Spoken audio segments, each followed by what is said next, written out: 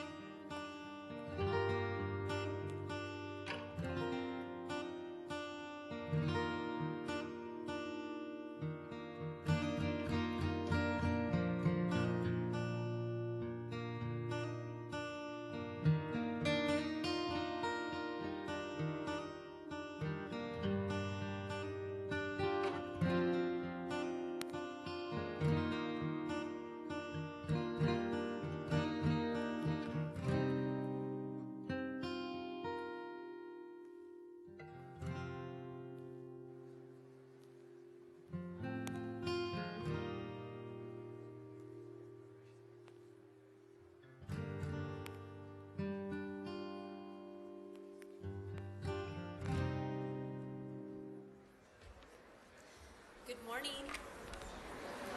Good morning, everyone. Thank you for your patience this morning. We are about to get started. My name is Charity Wallace. I'm the director of the Women's Initiative at the George W. Bush Institute in Dallas, Texas, and I'm so pleased to be here this morning with all of you. We're thrilled to be hosting this very important summit, and it has been my privilege to spearhead the management of this project and the summit with my incredible colleagues from the Bush Institute and in partnership with our great and generous sponsors, ExxonMobil. So thank you so much.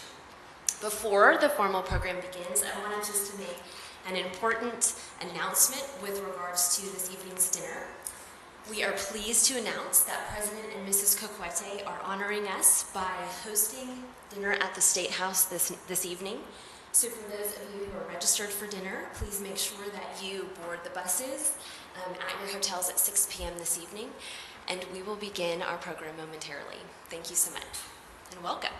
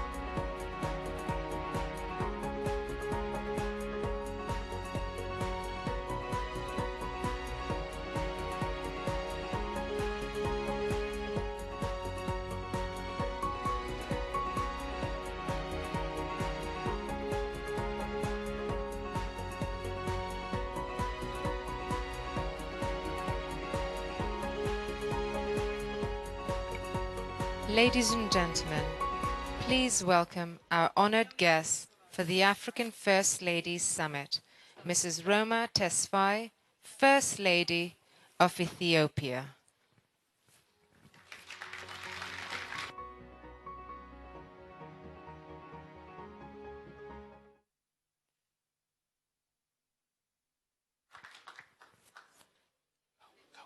Mrs. Matilda Amisa Arthur, Spouse, Vice President of Ghana.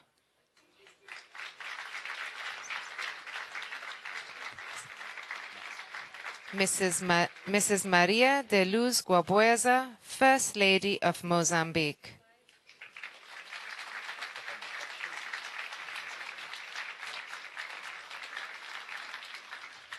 Next. Mrs. Sia Nyama Koroma, First Lady of Sierra Leone.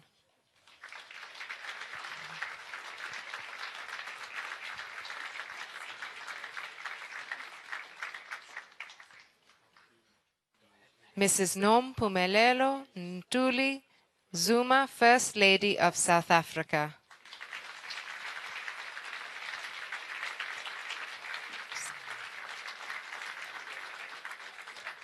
Mrs. Janet Kataha Musaweni, First Lady of Uganda.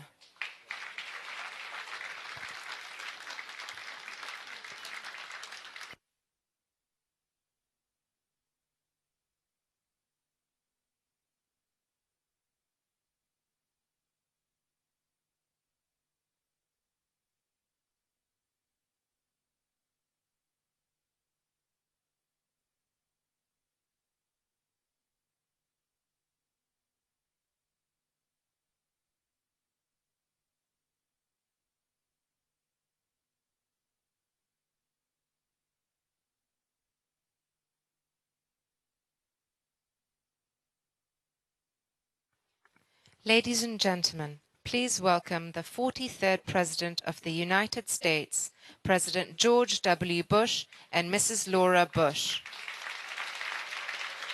The President of Tanzania, His Excellency Jakaya Mrisho Kikwete, and First Lady, Her Excellency Mama Salma Kikwete.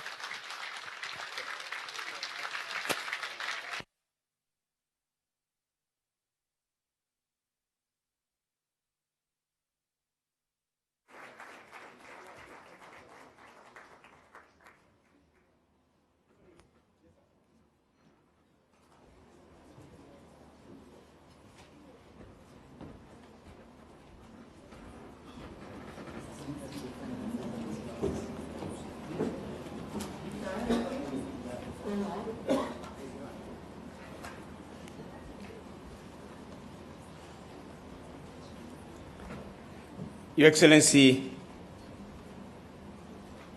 George W. Bush, former President of the United States of America, and your dear wife, Mrs. Laura Bush,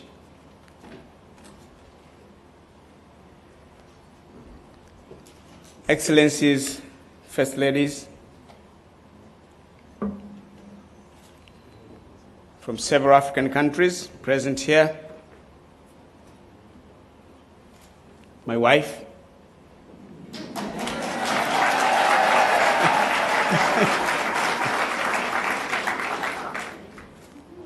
it gives me great pleasure to welcome you all to Tanzania and to Dar es Salaam in particular.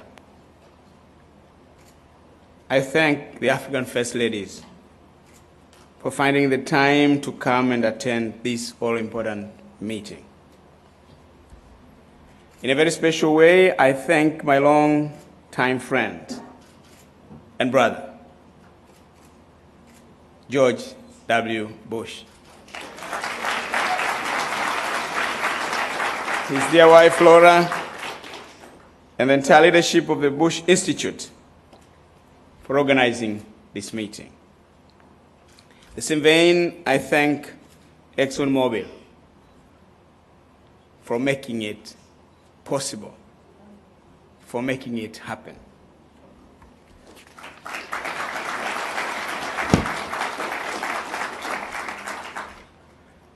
I commend the organizers for choosing Tanzania to host this meeting. You have done us proud. Thank you very much. But also I thank you for choosing a very opportune theme: investing in women, strengthening Africa. It is a statement of fact that women are the backbone of the family, the society, and the nation. Investing in women, therefore, is a matter of essence. It's not a question of choice, neither is it an optional matter. Women give life to humanity. Women bring up children to adulthood, and they take care of them even beyond, because they will always need the counseling of their mothers to become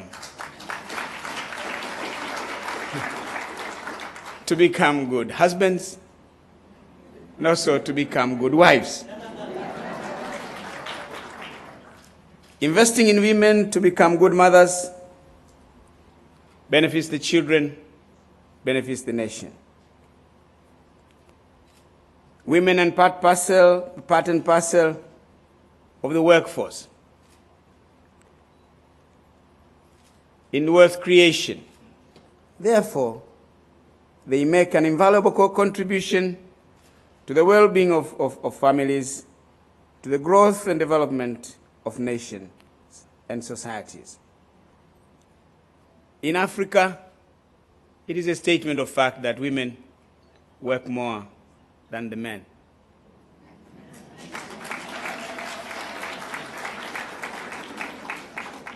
I don't know where the men are or what the men are doing while the women are working. Probably enjoying their bottle of beer.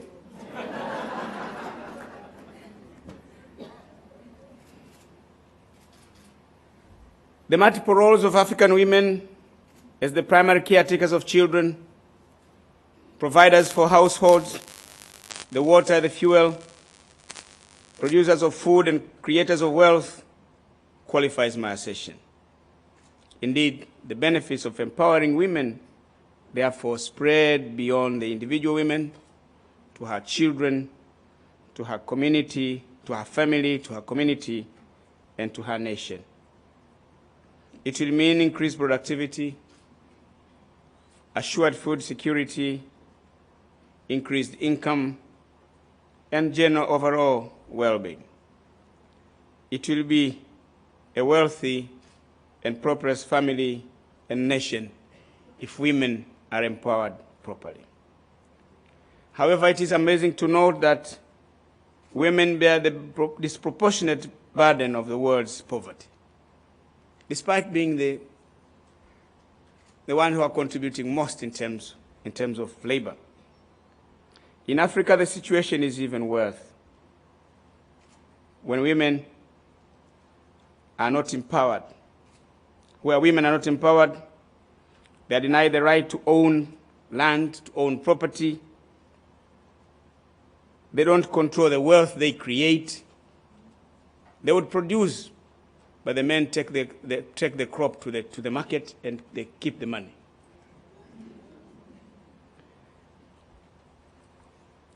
They are being denied equal access to education. They are told the woman's place is in the kitchen. They have problems in accessing health care. African cultures and traditions have a lot to do with this state of affairs of the African woman. But there is no excuse for us to do it, for this to continue. We have to change these cultures and traditions that oppress women, deny women their rights. We have to invest more in the education of girls. We have to do more to invest in improved health services to the women, in particular reproductive health, including family planning, to give the women the right to choose. Furthermore, we must enhance women's access to credit to empower them to earn more and produce more for themselves, for the family, and for the nation and their societies. I believe these three factors, education, healthcare, and access to credit, can bring a positive change in the lives of women and make them active members of their communities and architects of their own future and the future of their societies.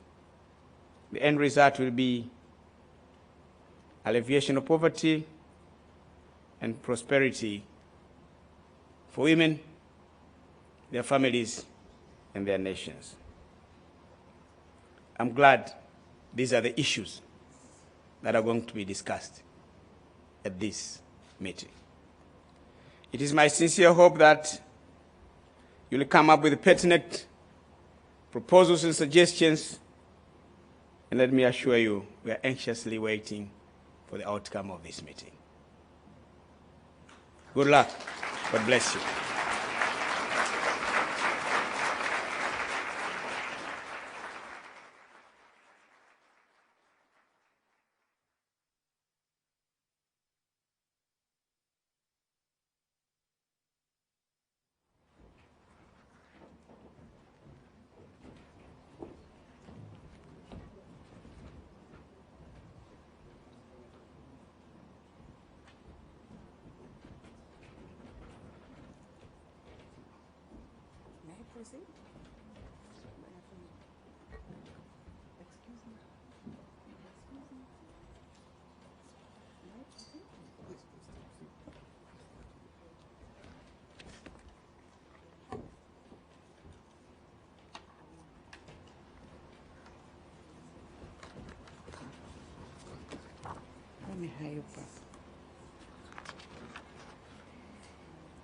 Your Excellency, Dr. Jakaya Mrisho Kikwete, President of the United Republic of Tanzania, Your Excellency, President Bush and Madam Laura Bush of the United Republic of America, Excellencies, First Ladies, distinguished ladies and gentlemen, good morning.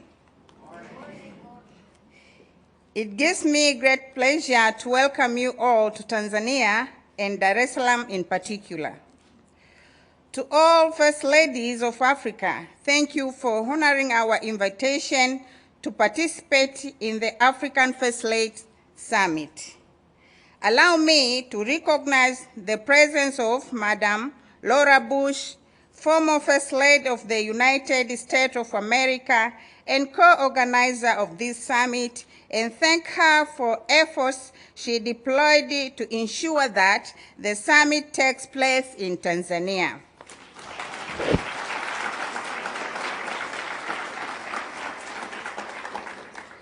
I would also like to recognize the presence of Madam Sherry Blair, the spouse of the former Prime Minister of the United Kingdom, who is also with us this morning.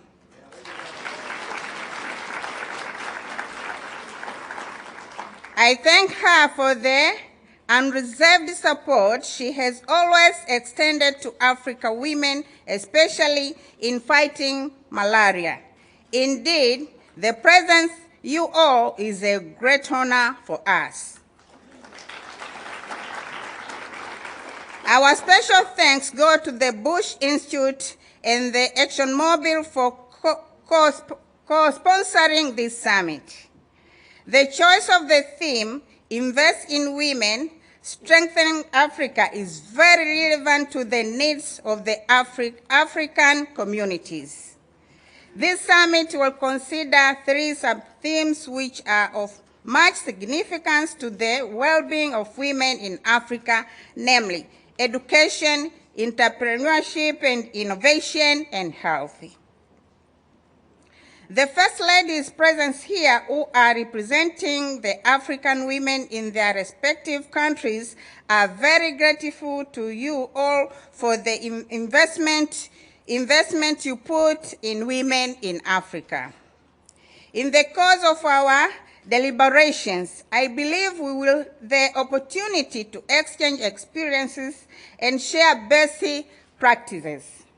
We will also have an opportunity to visit model sites including the Ocean Road Cancer Institute, CCBRT Hospital, and Mabinti Center. The visits will showcase Tanzania's efforts towards the transformation of its communities. I am optimistic that at the end of our deliberations, we will come out with a plan of action which will guide us in the implementation of all the issues we will have agreed upon. I am equally convinced that after the conclusion of this summit, we will return to our respective countries with more commitment to argue our governments and stakeholders to invest more in women in order to strengthen the African continent. I once again welcome you to Tanzania and wish you fruitful deliberation. Thank you for your kind attention.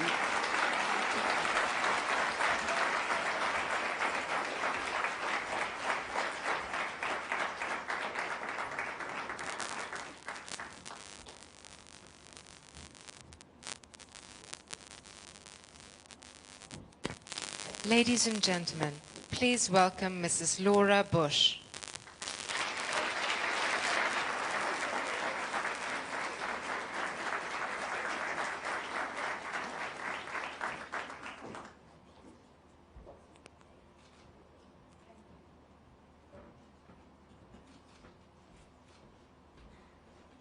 Thank you very much to President and Mrs. Kikwete. Thank you for allowing us to have this summit here in your beautiful country. We're thrilled to be here. I want to welcome everyone, especially our First Ladies who have chosen to join us this morning. Thank you all so much for coming. And we're all thrilled that our American First Lady, Michelle Obama, is with us as well. She and I will do a moderated conversation together in just a minute with a very well-known American reporter, Cokie Robertson, and that is really terrific. It's going to be great to have her here and to have this chance to present our First Lady to all of you. And also thanks to my very good friend, Cherie Blair. Cherie's been an advocate for women around the world, and thank you so much for joining us today. A special thanks, of course, to ExxonMobil for your generous sponsorship of this summit. Since George and I moved back home to Dallas when we left the White House, we've been busy building the Bush Institute, the Bush Library and Museum on the campus of my alma mater, Southern Methodist University. And with the Bush Museum and Library, we've established the Bush Institute. And as you might guess, at this Public Policy Institute, our overriding theme is freedom. Freedom from ignorance, our education initiative. Freedom from disease, our global health initiative. Promoting free enterprise and the free market, our economic initiative. And of course, freedom from tyranny. But running through each of these policy areas is a women's initiative that I'm chairing. And so today, this summit is exactly what we're hoping the Bush Institute will work on forever. The title of the summit, Investing in Women, Strengthening Africa, reflects our deep belief that the inclusion of women in every part of society and in every nation makes for a more prosperous and stable world. Countries where women are active participants in all areas, from education to politics, from economics to health, are countries that can succeed. The path for women has not been easy, not even in my own nation. Just 95 years ago, a few brave women were organizing picket lines outside the White House, calling on the United States President to support the right to vote for American women.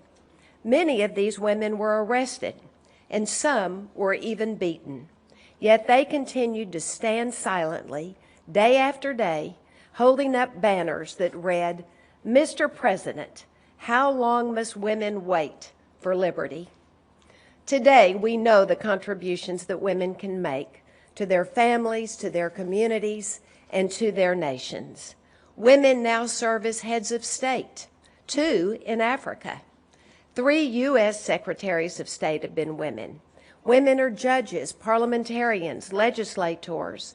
They head corporations, and they work as global leaders. Indeed, in country after country, women are the ones who stand at the forefront of life-changing progress. Brave women strive every day for freedom and for equality. In Afghanistan, women were the ones who ran the underground literacy centers, teaching girls how to read and write under the threat of death from the Taliban. In Egypt, women are leading the way in efforts to build a better civil society. In Burma, opposition leader Aung San Suu Kyi spent 15 years under house arrest so that her nation might have a freer political future.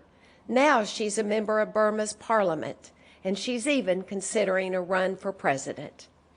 In African nations, women are addressing complex health, economic, and social issues. These issues matter not simply for women, but for all citizens, women, men, and children. We all have a part to play in addressing the challenges facing us today.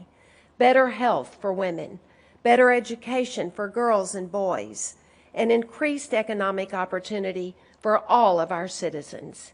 Each First Lady in this room has a role and a unique platform and podium to speak to the needs and challenges of the people in her country.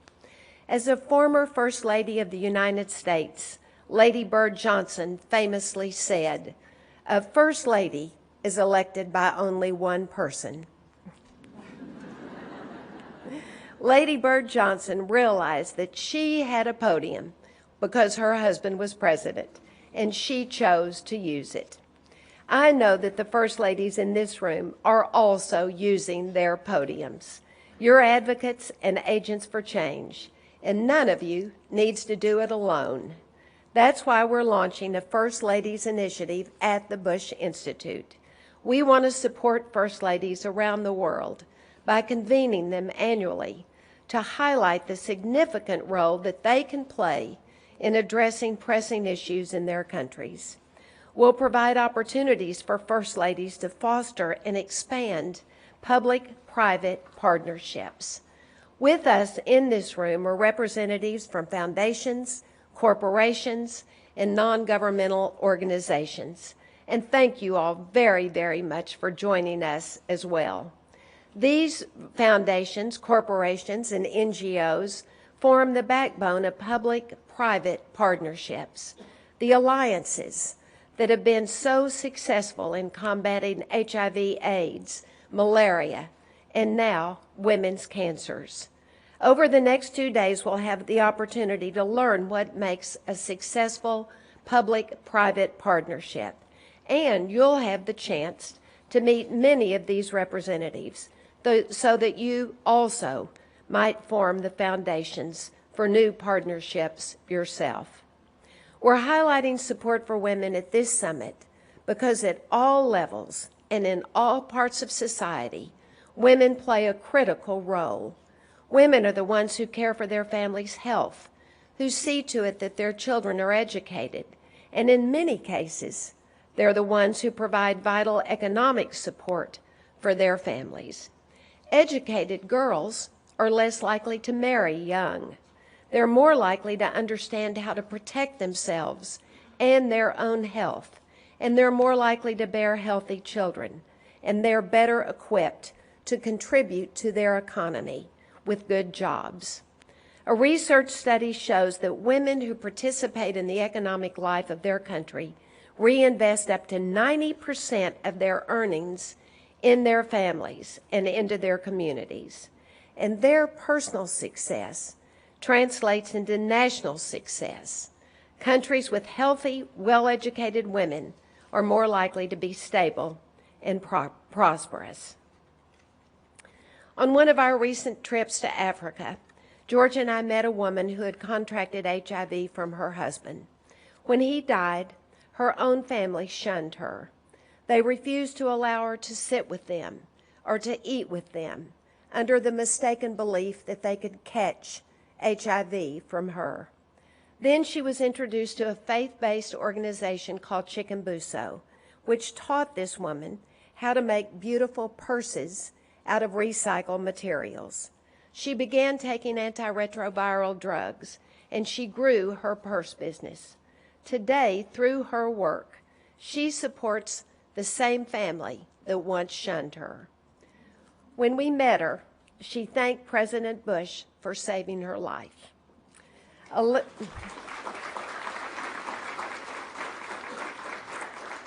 11 years ago, experts predicted that before 2008, 80 million people would be infected with the AIDS virus.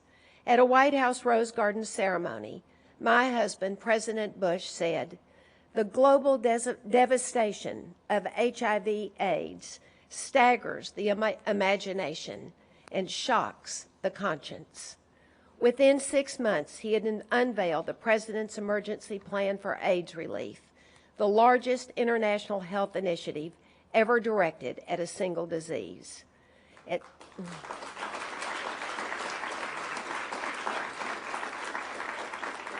And many of the designers of PEPFAR are in the room with us today. Mark Badibal, who's now the head of the Global Fund, and others that are in here. And of course, many of you have been our partners since the very early launch of PEPFAR, and for that, I thank you. PEPFAR committed $15 billion over 5 years to prevent new infections, to treat those already infected with AIDS, and to care for children orphaned by the loss of a parent to AIDS. When he announced PEPFAR, George and I traveled to Africa, where we saw firsthand the devastating toll. In a pediatric clinic, my daughter Barbara and I met a mother who had brought her little girl in for treatment. She dressed her daughter like an angel in a lovely lavender and white dress to meet the American president. This precious little child lay on an examining table, so frail and sick. Her mother's last hope was to make her beautiful. Today, with access to antiretrovirals, that little girl would have another chance at life. The good news is, last summer we returned to a clinic that we had visited on that very first trip to Africa. It now has so few HIV/AIDS patients that they're looking for another use for the new facility.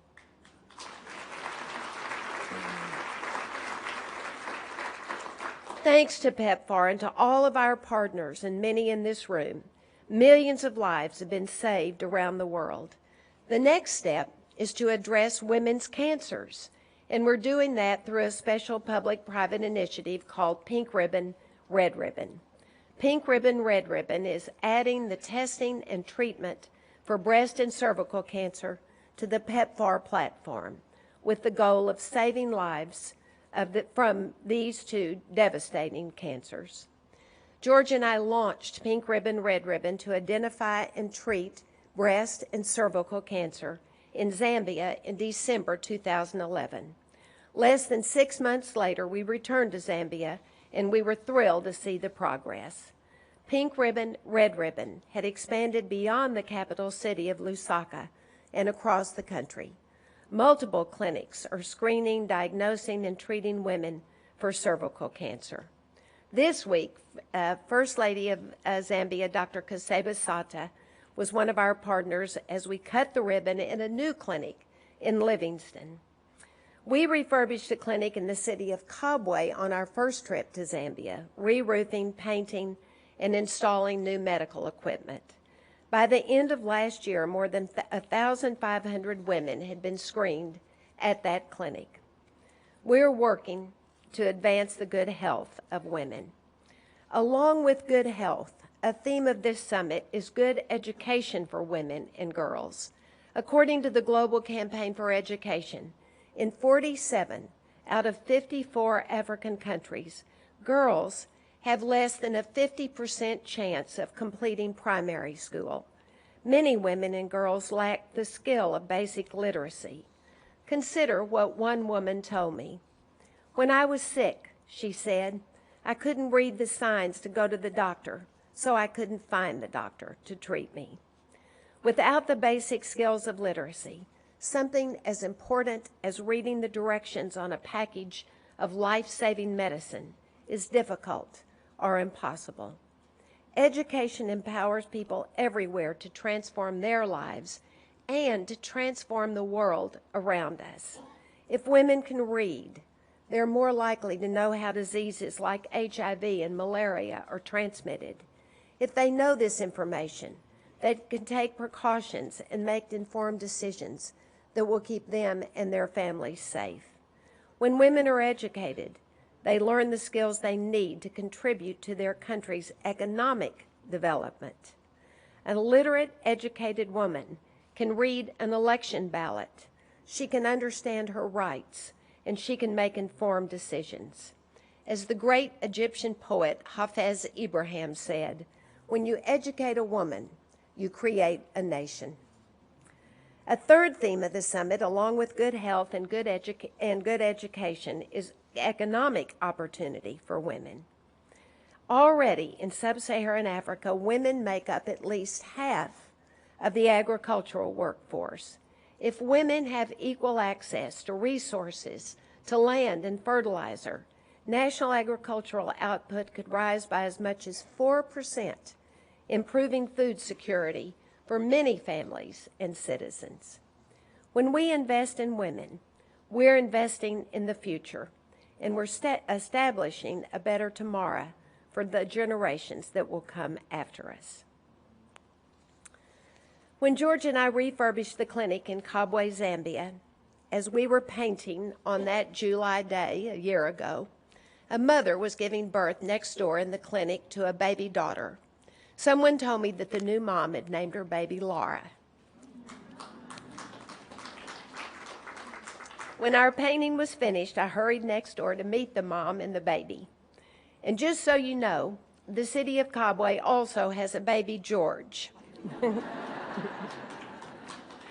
On the morning that George and I cut the ribbon for the refurbished clinic, another mother gave birth to a baby boy, and she named him George. I'm not going to try to predict the future for this Laura and George, except to say thanks to the dedication of everyone in this room, I believe that all new babies on this continent can look forward to lives full of good health, hope, and opportunity. Thank you all very, very much. Thank you, Cherie.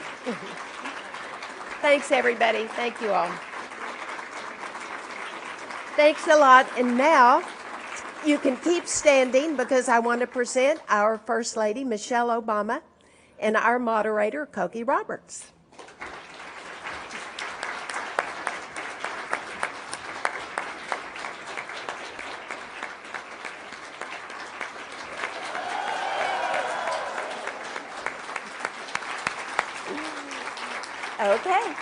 Okay, we're ready.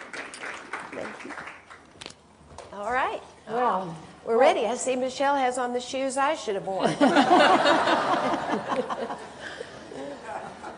What a great occasion, and what a tremendous honor for me to be here. Thank you so very, very much for inviting me to come to Tanzania.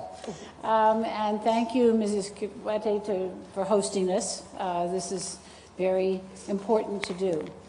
You know, President Obama said in South Africa on Sunday, quoting the best possible source, his mother, he said that you can measure how well a country does by how it treats its women. And of course, President Obama's mother said that long before we had the data, and we now have tons and tons of data to show that the single two biggest factors in development are the education of girls and the economic empowerment of women. Cokie, you might move your microphone or talk. Here we go. I have a very peculiar Can you all microphone. hear? But And it's for all the reasons that you've just delineated, Mrs. Bush, the importance of the education of girls and the empowerment of women. So my hat's off to all of you, and especially to the First Ladies of Africa, who are wearing wonderful hats, by the way, because you work on these issues every day in your countries, pushing and prodding the powers that be, and yes, your husbands, to do the right things to help your countries by helping the women and girls in your countries. So congratulations to you. And this is a session where we are going to have some congratulations and also some learning. And in that spirit, I was going to start by saying, you know, why can't the guys get together like this? But now they are getting together. They're getting together this morning. I think they've probably taken their example from you. They're learning from us. That's right. As women. Exactly. But you know, this question of First Lady has always been somewhat fraught, you know, as you quoted Mrs. Johnson, Mrs. Bush, but you know, really, particularly I know in the United States, Americans have always been a little bit wary about First Ladies. They're not elected and they can't be fired. And they have a whole lot of power. Yeah. But it can also be a little confining, I think is a fair word to put it. Martha Washington, our First Lady, wrote in the first year that she was First Lady, she wrote to her niece that she felt like a chief state prisoner. But she was able to do good. She lobbied for all of those veterans that she had been to camp with through the Revolutionary War, and people don't realize that, but First Ladies have been doing that kind of thing from Martha Washington on. Absolutely. And Mrs. Obama, you've talked about wherever you go, there's a light that shines, and that you're able to shine that light on something that needs attention that wouldn't otherwise get it. Talk about that a little bit. That's absolutely true. I always joke that we have probably the best jobs in the world because unlike our husbands who have to react and respond to crisis on a minute by minute basis, you know, they come into office with a wonderful, profound agenda, and then they're faced with the real reality. Right. On the other hand, we get to work on what we're passionate about. And I think that that's something that I would encourage all First Ladies to never lose sight of. You have an opportunity to speak to your passions and to really design and be very strategic about the issues you care most about. And I've just found it just a very freeing and liberating opportunity. No state prisoner? No, there are prison elements to it, but it's a really nice prison. But with a chef. You know, you can't complain. But there is definitely, you know, elements that are confining. And she said that before tweeting and cell phones. That's right. That's right. 24-hour and she could cover media. her hair with that cap. That's right. Right. But being able to pursue our passions and do things that not only help our country and connect us with the rest of the world, it's a great privilege. So while people are sort of sorting through our shoes and our hair and whether we cut it or not, you know, Whether we have bangs. whether we have bangs, who would have thought? I didn't call that one. I said that just because our daughter Barbara cut bangs at the same time Michelle did. I was doing what Barbara was doing. Yeah. I was just following her lead. But we take our bangs and we stand in front of important things that the world needs to see. And eventually people stop looking at the bangs and they start looking at what we're standing in front of. We hope. They do, and that's the power of our roles. Well, Mrs. Bush, you quoted, again, Lady Bird Johnson talking about, I have a podium and I'm going to use it. But it's, you know, it is a unique role. And there must be a learning curve. And I remember as you were leaving the White House, you said that at first you were, quote, dense about how how hard it was, how the role is That's really right. not something that you understood the power of. Well, and I should have understood it because I had a mother-in-law who was a first lady. And I had watched her, of course, the whole time she served in public office with her husband, my father-in-law, President Bush. And so I really had an advantage that the only other first lady that's had this advantage was Louisa Adams, whose mother-in-law had been first lady as well. So I really did come to the White House knowing a lot about the White House and knowing, you know, where things were. And we even knew the staff, the butlers and the ushers, because we had stayed there so often with President Bush and Barbara. But what I didn't really understand was how people would listen to the First Lady. And right after the attacks of September 11th, when I gave the presidential radio address to talk about women in Afghanistan. And right after that, I was in a department store with my daughter, Jenna. She was a freshman in college, and I was in Austin seeing her, and we went to a department store, and the women who sold cosmetics at the department store said, "Thank you so much, Ms. Bush.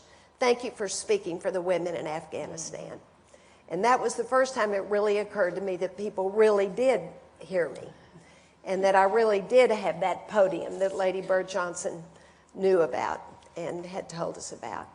And so I want to encourage every First Lady to speak out and speak up and let people know, because people are watching and they are listening. And you can be so constructive for your country if you speak up about issues that you think are important. Did you have an experience like that? Absolutely, but I just want to take a moment to commend Mrs. Bush, because she and her staff helped my team with that transition. And that's a powerful lesson for other leaders, is that, you know, there's a lot of give and take when you're campaigning. But when the dust settles, you know, we are all in this together. Laura has been just so helpful. Her chief of staff, Anita McBride, and many of the team members left notes for my staff. My chief of staff calls Anita on a regular basis. I think it's daily or weekly or something like that. But having your predecessors be people who were willing to extend themselves on behalf of the country to help with that transition makes the world of difference. But nothing prepares you. Nothing prepares you for this role. I mean, and, you know, it is so startling that, you know, the transition of power in the United States happens so quickly that you don't have access to the House until the president takes the oath of office. So literally, during the inaugural parade, one family moves out and the next family moves in. Literally. And I remember walking into that house and I didn't even know where the bathrooms were. But I had to get ready for a ball. It's like, and I've got to look nice. It's like, what door is this? And you're opening up all these doors and you can't find your toothpaste. You don't know where your kids are. So that's day one. Yeah, exactly. Yeah, that's a daunting experience. One of the things we did ask the First Ladies of Africa if they wanted to submit some questions, and one of the things that was true throughout the questions was a sense of continuity. That, you know, was there a way to keep your efforts going after the spotlight does go away? Now, Mrs. Bush, is this one of your ways of doing that? Yes, and this is, but for George and me, through the Bush Institute, we're able to focus on 4 areas that were so important to us when George was president. When you are president, every issue comes to the desk of the President of the United States. First Ladies have it a little bit easier because we can choose specific issues to focus on. But now that we're home through the Bush Institute, the Policy Institute that's part of our Bush Presidential Center at SMU, we are able to continue to work on issues that were important to us. And you've said, Mrs. Obama, that you want your issues to have a lasting effect. Absolutely. So how do you do that? Well, absolutely. 4 to 8 years is really a blink of an eye. and you often find that you're just starting to get your teeth into your issues, and then it's time to go. But none of the issues. Not to mention your children. That's true. That's true. That's absolutely true. But none of the work that we do, and any of us does, will be concluded at the end of a term. I tell the young people that I work with around health, the military families that I support, that for me these issues are I say, a forever proposition. This isn't work that I'm just doing because I'm First Lady. These are issues that I'm taking on because I care deeply. We are not going to end the epidemic of childhood obesity in 8 years. We're going to have to keep working on those issues and educating mothers and guiding children and setting habits. That's something that we will have to continue to do. And we are fortunate as First Ladies of the United States to have this presidential library structure to sort of create that foundation to continue the work. But I would encourage all of the First Ladies here to find ways, think about those next 4, 8, 5, whatever your terms are, because there's still power in the position as a former First Lady. We are always role models in the eyes, particularly of young girls. That is the true power that I find in this position, that there are girls around the world who are looking to us and how we behave and how we carry on our issues, and they're going to be watching us for decades to come. There's that prisoner thing again. There. Keeps coming But there around. are things that you could establish, like the National Book Festival that I started. I'm a librarian, and so it was a very obvious sort of thing for me to start. I'd started a Texas Book Festival in Austin when George was governor, and then started one that the Library of Congress now runs. So it continues to go on. But Michelle's right. We'll never finish with education. We'll never get to rub our hands together and say, oh, done. we took care of that. There'll be another little class of kindergartners. Well, again, and it's like something we'll child always raising. work on. Yeah. It's like child raising. So Exactly. we're all It's used never to it, over. right? But Mrs. Bush, you all talked about the men have an agenda, but and it gets disrupted. But your agenda got disrupted too. I mean, you were That's on right. Capitol Hill about to testify before Ted Kennedy's committee about education when September 11th. That's right. I mean, of course, things happen that you don't expect, like what happened to us in the United States on September 11th. And the National Book Festival that I founded had just been the weekend before, the Saturday before that, September 8th. And then I was scheduled, in fact, I went on to Capitol Hill on the morning of September 11th because I was going to brief the Senate Education Committee on a summit that I'd hosted that summer on early childhood education, and got to the Capitol and joined Senator Kennedy in his office then as we watched on television and started to see the towers fall. And, we knew, he knew, and I knew that everything had changed for us and for our country, really. And that's what happens to presidents also. Those kind of issues come up that you don't expect, and it changes your whole focus. In fact, in our new presidential museum, the very first part of it is everything that we thought we would be working on. Tax cuts, the book festival, the faith-based and community service projects, the T-ball on the south lawn of the White House, our first state dinner, which was with Mexico, which is where we really expected to spend a lot of our time in the Americas because we were from a border state, and then September 11th. And that's how you got involved with the women of Afghanistan. That's right. And all That's of right. that. One of the questions that has come in from the from the African First Ladies refers to both of you as the mothers of girls, and you are now the grandmother. That's right, the grandmother of another girl, baby Margaret Laura.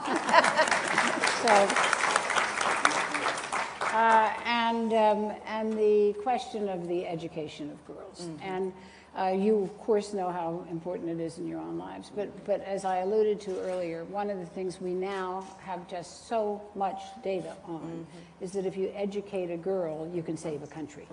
And the First Ladies here are saying, what can you do to work with them globally for the education of girls? Well, we both obviously spend a lot of time on education, especially the education of girls. But the fact is, in the United States, now more girls are graduating from high school than boys. And college. And more girls are in college, and more girls are in master's programs, women are, than boys. And that all of a sudden becomes a problem, because then you're thinking, what's happening to the boys?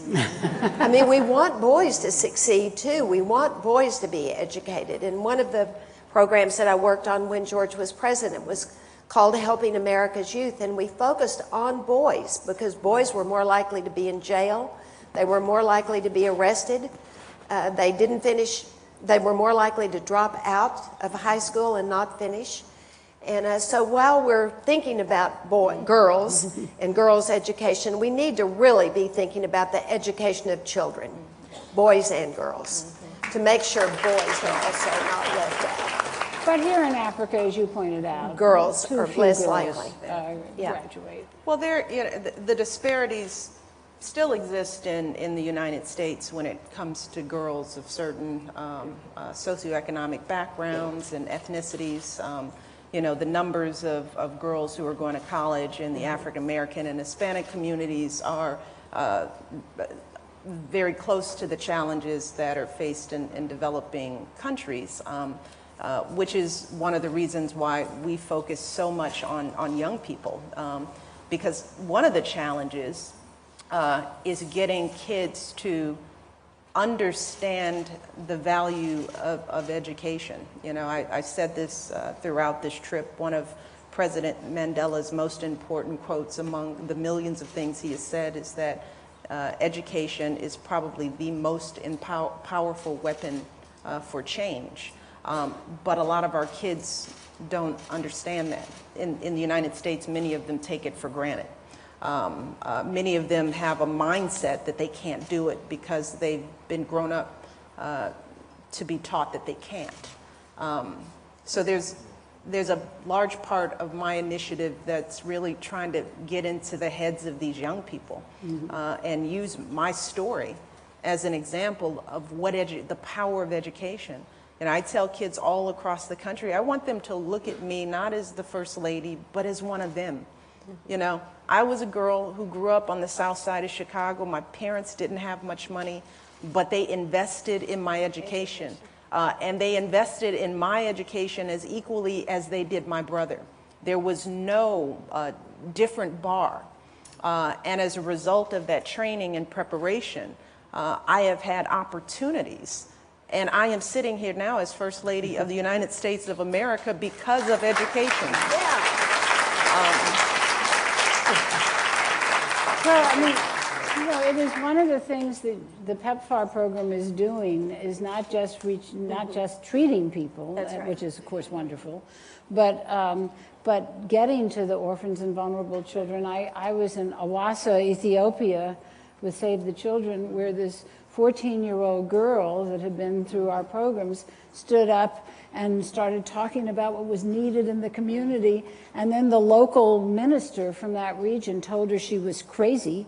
And she just stood right back up and you go girl, and that really does make a difference in the future. Well, it is important to reach parents as well, so that parents know that they need to make sure their children are educated in whatever way they can. And we know from research that mothers who can bring in a little bit of money, they're more likely to spend their money on their fees for their children's education and on their uniforms and the other things they need to go to school. So all of it really works together, the economic empowerment as well as just the understanding of how important education is. And I just want to take a moment to recognize Mama Kakwete's work educating female orphans here, the school she has started.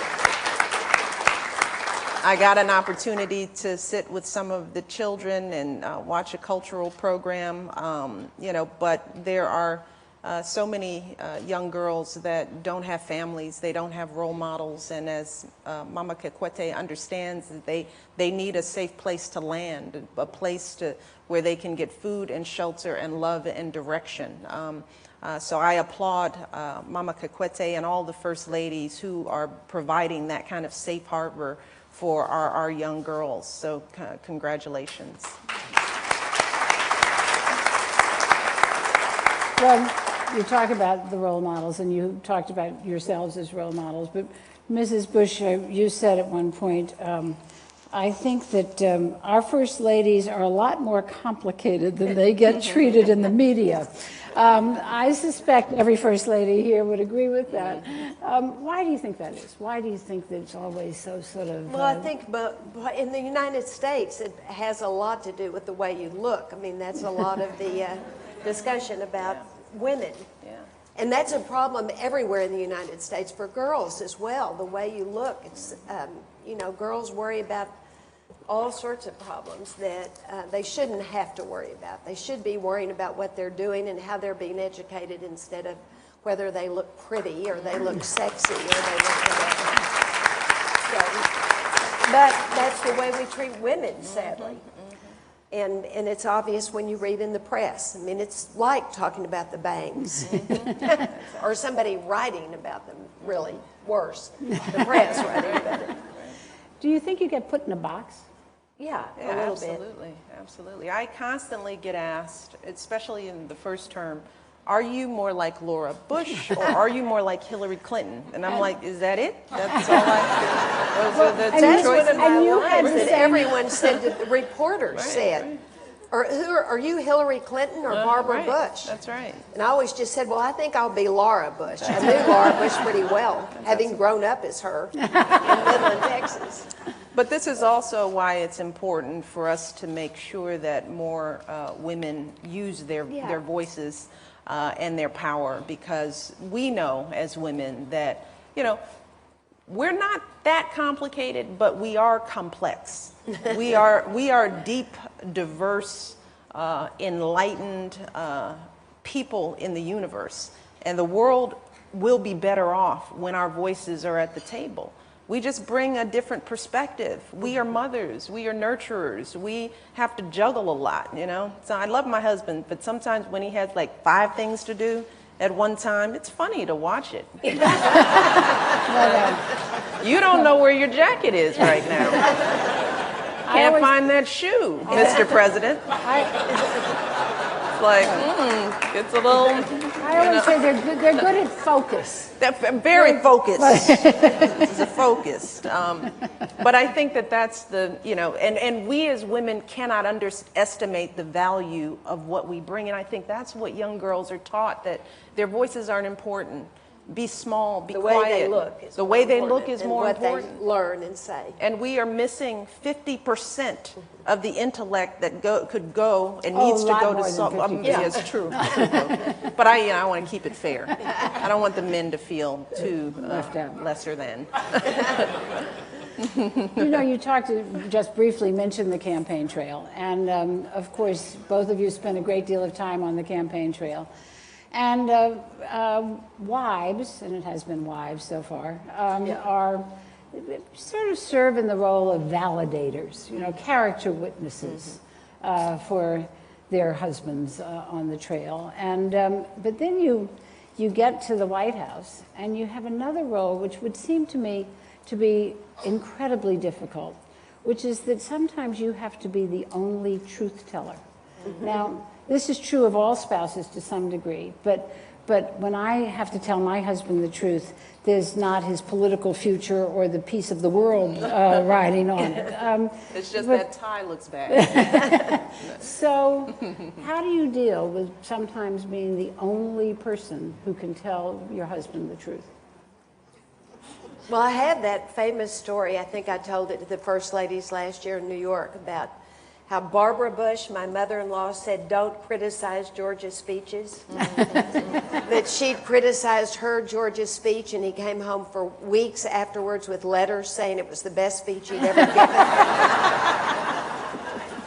So I took her advice. This was years ago when George was running for Congress, and We were driving into our driveway after a campaign event in another town. We were just driving up, and he said, "Tell me the truth. How was my speech?" And I said, "Well, it wasn't really very good." And he drove into the garage wall.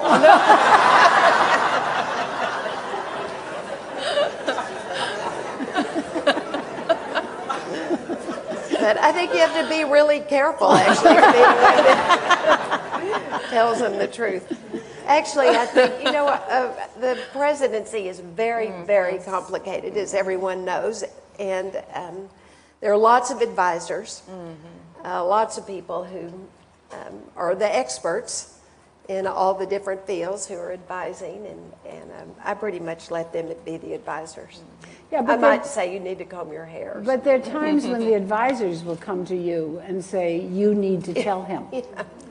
Yeah, but they learn, because for me, I tend to agree, and I am a very opinionated person, as my husband will tell you. But in these jobs, when the stress is so much and there's so much coming at them, I've come to realize that there has to be a soft place to land. There has to be a place where they walk in that door and they are no one else but dad or sweetheart. And the opposite is true, that sometimes for our sanity, I don't want to get involved in everything that he's doing, because as First Lady, there's our role is to keep people up. The presidents have to make all the hard calls. And sometimes the nation needs somebody that's just going to say, it's going to be okay. Absolutely. And we don't really want them to come tell us the That's truth right. all the time. That's right. Then you're sort of, I say ignorance is bliss sometimes, But these leaders, this is endless. And I found that my husband needs time to be off. And the only time is when he walks into the doors of the residence. Sure. And we sit down, we have a family dinner, and the fortunate thing about having young children and girls is that truly they could care less They about tell him. the truth. They do. They absolutely. There are times when Malia's like, "So, what about climate change? What about the tigers?" And they'll let them have, but it's a little bit different coming from them than it is from your partner. Mrs. Obama, you very much wanted to come here and be with Mrs. Bush today. Absolutely. Thank you And, for that. Thank you for having me. And tell us why. Why was this important to you to come and have this conversation? First of all, we're in one of the most important continents on the planet, and the strength of Africa and the growth, which is why we're all here, why the president has structured a very long visit to the continent. It is a rich country of resources and people, and it is at the hub of global development. This particular event, because of what we've said, women and girls are at the key to our salvation as a civilization, and we all have to understand that as we make decisions about investment in health and education. But finally, it's because I like this woman. And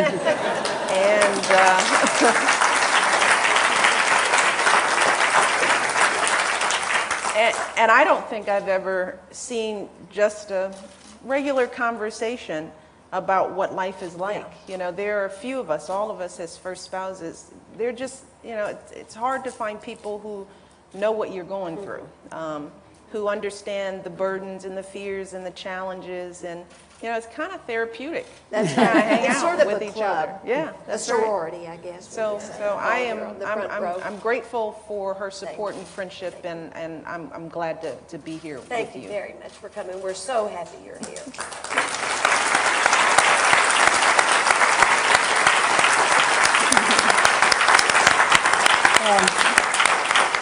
Thank you both very, very much. Thank you. It was wonderful to have this conversation with you, and Thanks so much. and Thank have you. a wonderful summit for the rest of the good time luck. here. Thanks, Yes. Good luck everybody. with the work.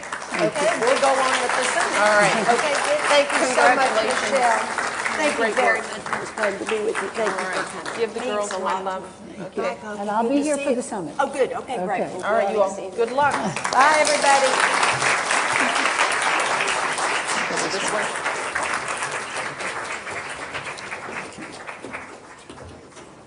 Cokie, left her hanky.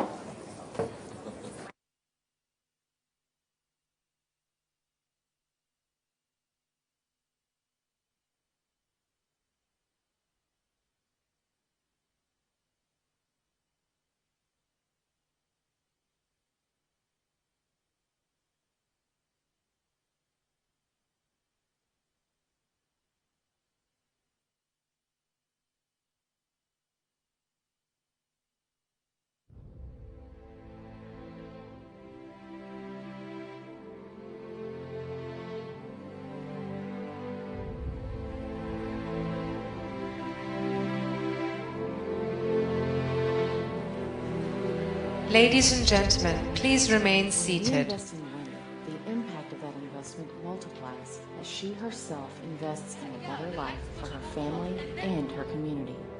Societies at all levels are healthier and stronger. Economies grow. Children have a better chance at survival, and disease Ladies and gentlemen, decline. please remain seated.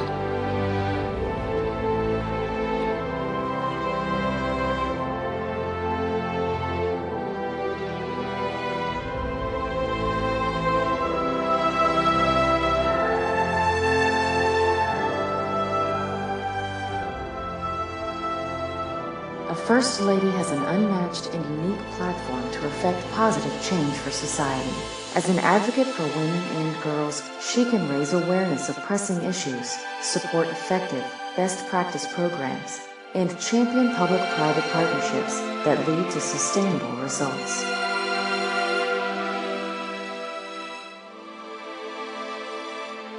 Empowering women economically is not only the right thing to do, it's the smart thing to do.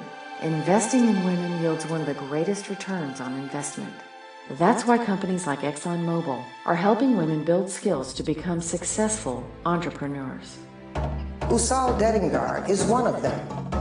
A single mother of 2, caretaker of 6, Usal's group is one of 20 associations across the Doba and Lagone regions of southern Chad that are thriving as a part of a women's economic empowerment project sponsored by ExxonMobil and implemented by international NGO Africare. Women are the key to its success because in Chad, it's the women who reinvest back into their communities. Rapid economic growth and increasing political stability in many African nations paves the way for more stable, prosperous societies across the continent.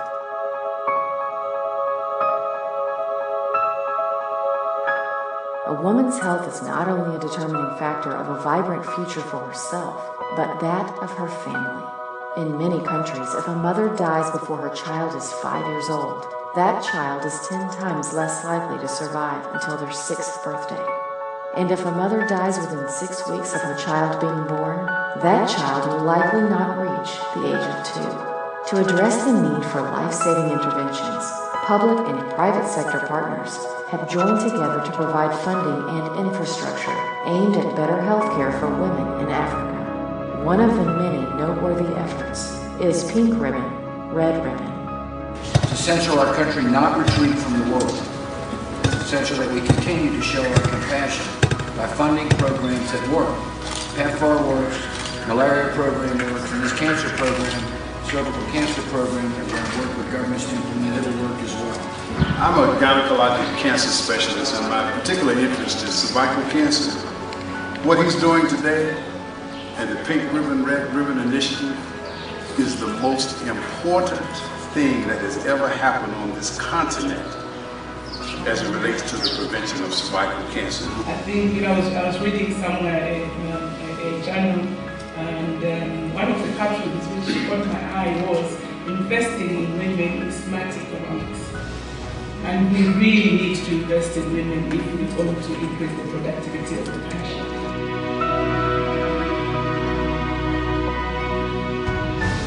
Education improves the health of the entire family, and when you combine health and education, an entire society's strength and productivity will follow. With education, we can better the lives of women and girls by giving them the knowledge and tools they need to combat disease and to become contributing members of society. A girl who completes basic education is 3 times less likely to contract HIV/AIDS. Women's education is responsible for half of the reduction in child mortality over the past 40 years. Even agricultural output is increased by 25% with investment toward the education of sub-Saharan African girls. Education means opportunity. Opportunity for a healthier life, a richer economy, confidence, and a life free from poverty. By investing in women's economic opportunity, health, and education, together we can build a stronger Africa and world.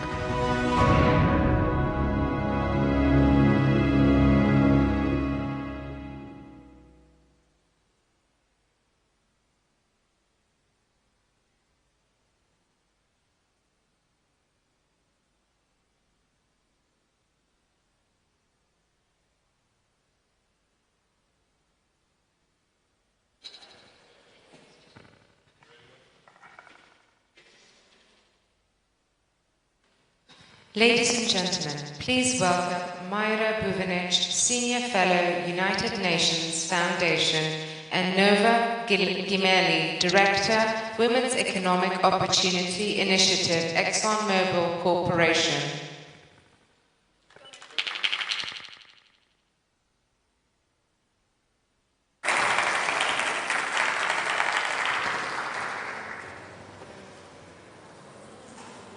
Good morning, everyone.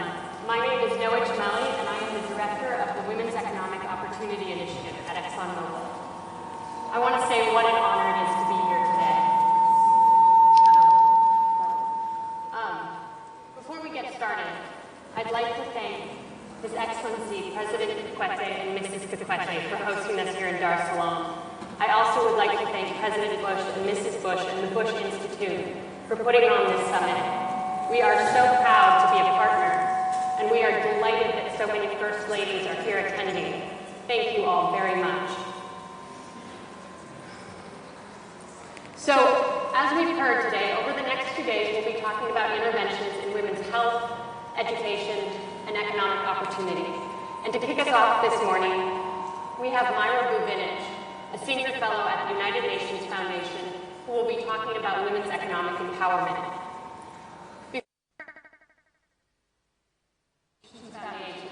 Myra was the Director of the Gender and Development Unit of World A. She also held positions at the Inter-American Development Bank, and she was the co-founder and president of the International Center on Research for Women. So this morning we are very pleased to be discussing the forthcoming report, which is focused on women's economic empowerment. The title of the report is A Roadmap for Women's Economic Empowerment, and it is a joint effort between the United Nations Foundation and ExxonMobil. So I'd like to take just a moment to explain why we invested in this report. We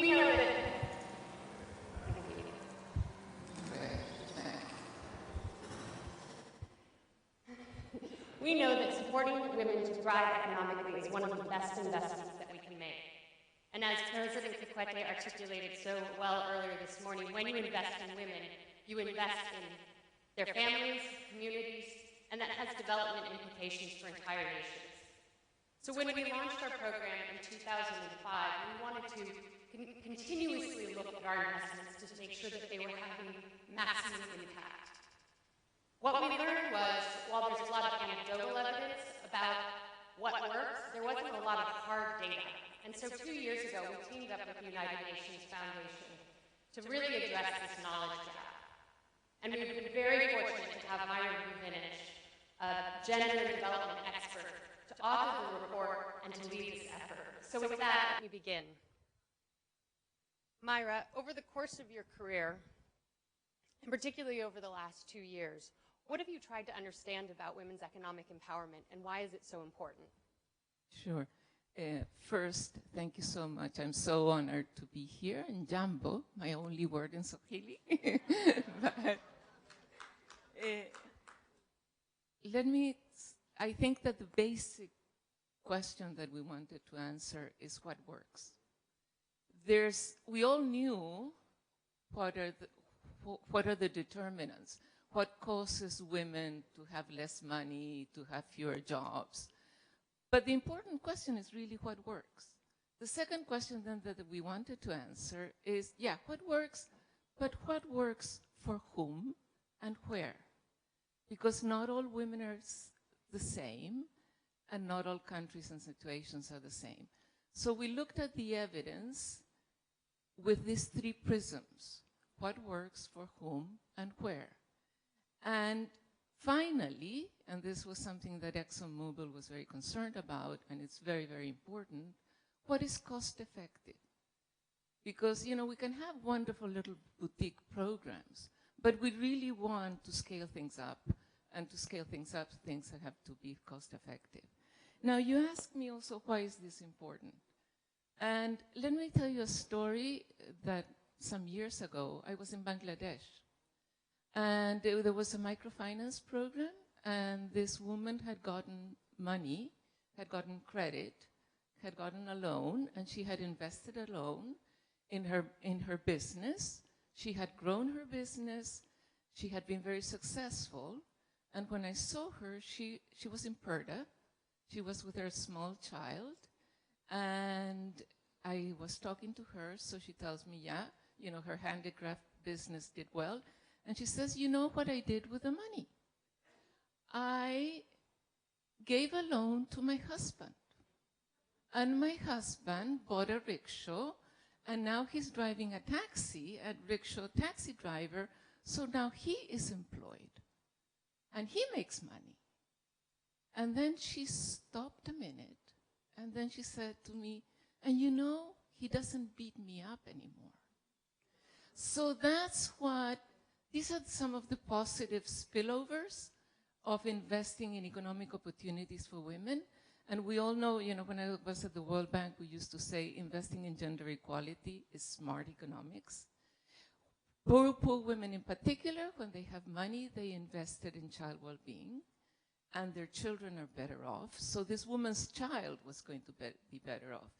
But probably, you know, so that means reduction also in poverty, increases in growth, and perhaps the most interesting and the most consequential feature of investing in economic opportunities for women is that it really changes the aspirations of girls and women.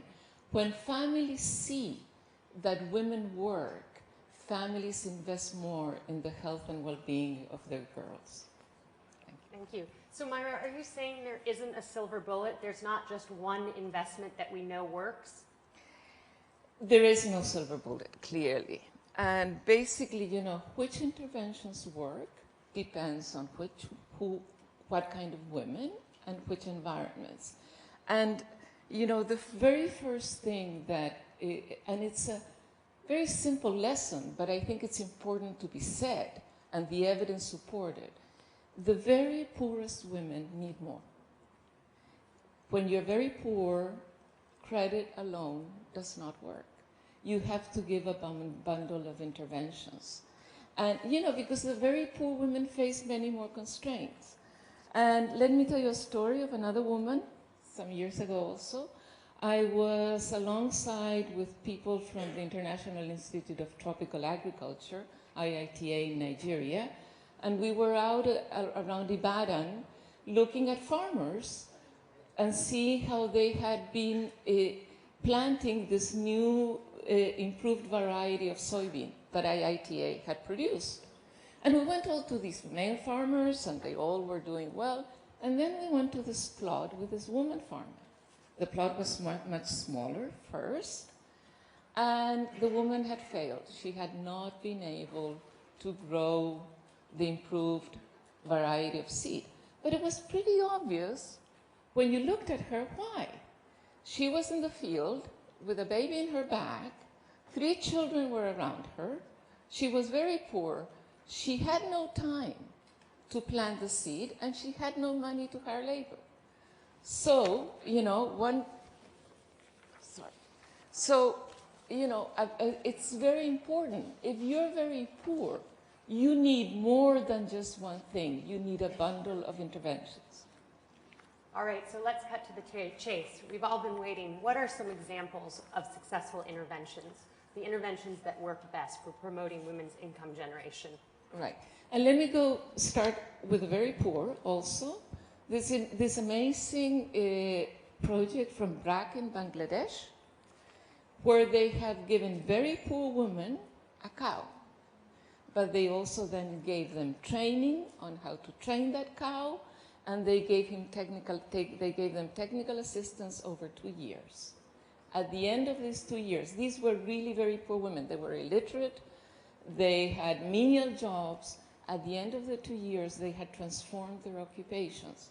With the big initial investment, the cow is not cheap, obviously, but with the big initial investment, the training in the asset in the cow, and the technical assistance, their earnings had grown by 40%.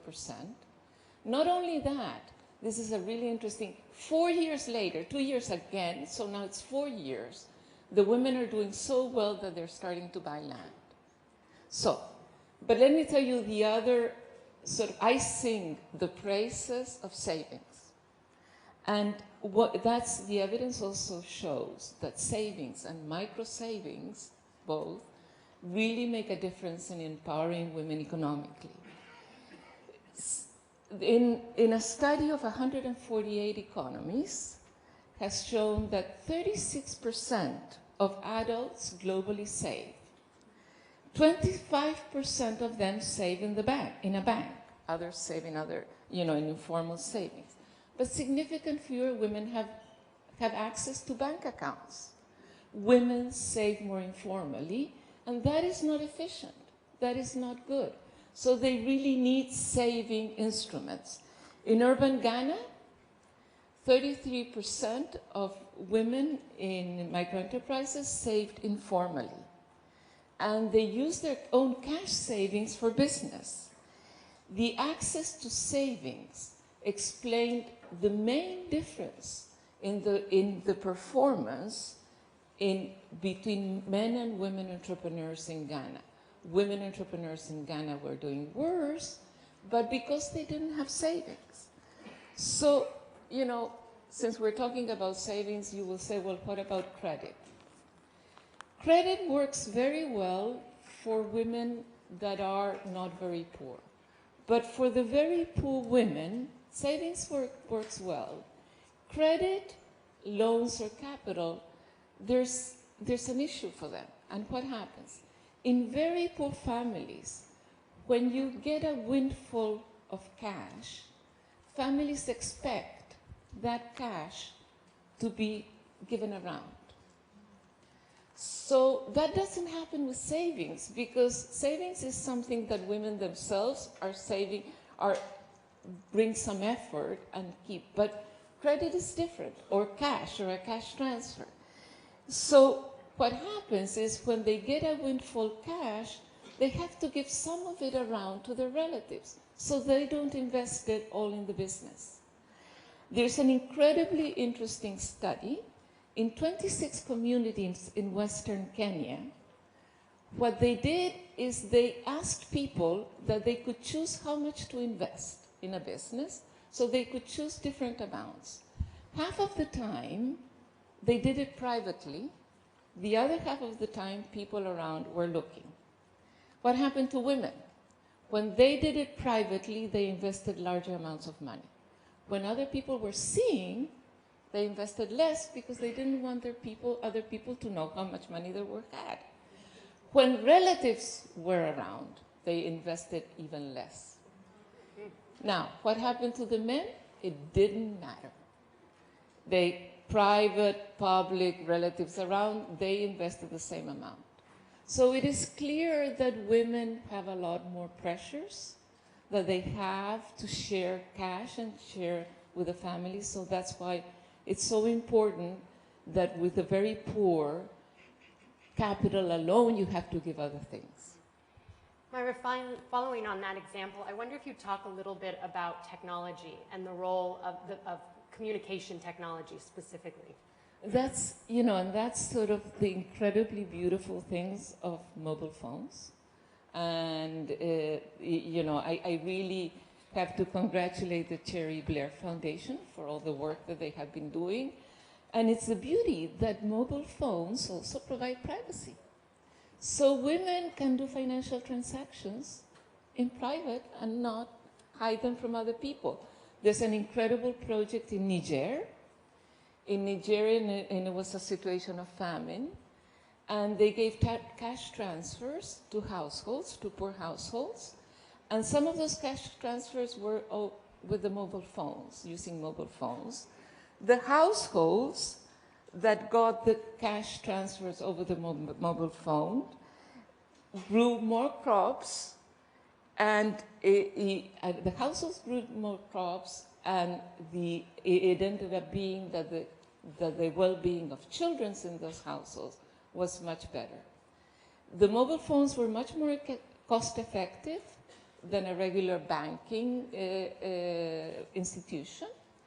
And the most important thing that the researchers realized is that the mobile phones gave women the privacy to invest in the crops that they were growing. So I think that that is one of sort of the clever design adjustments that we can use these days, is to use mobile phones to do financial transactions.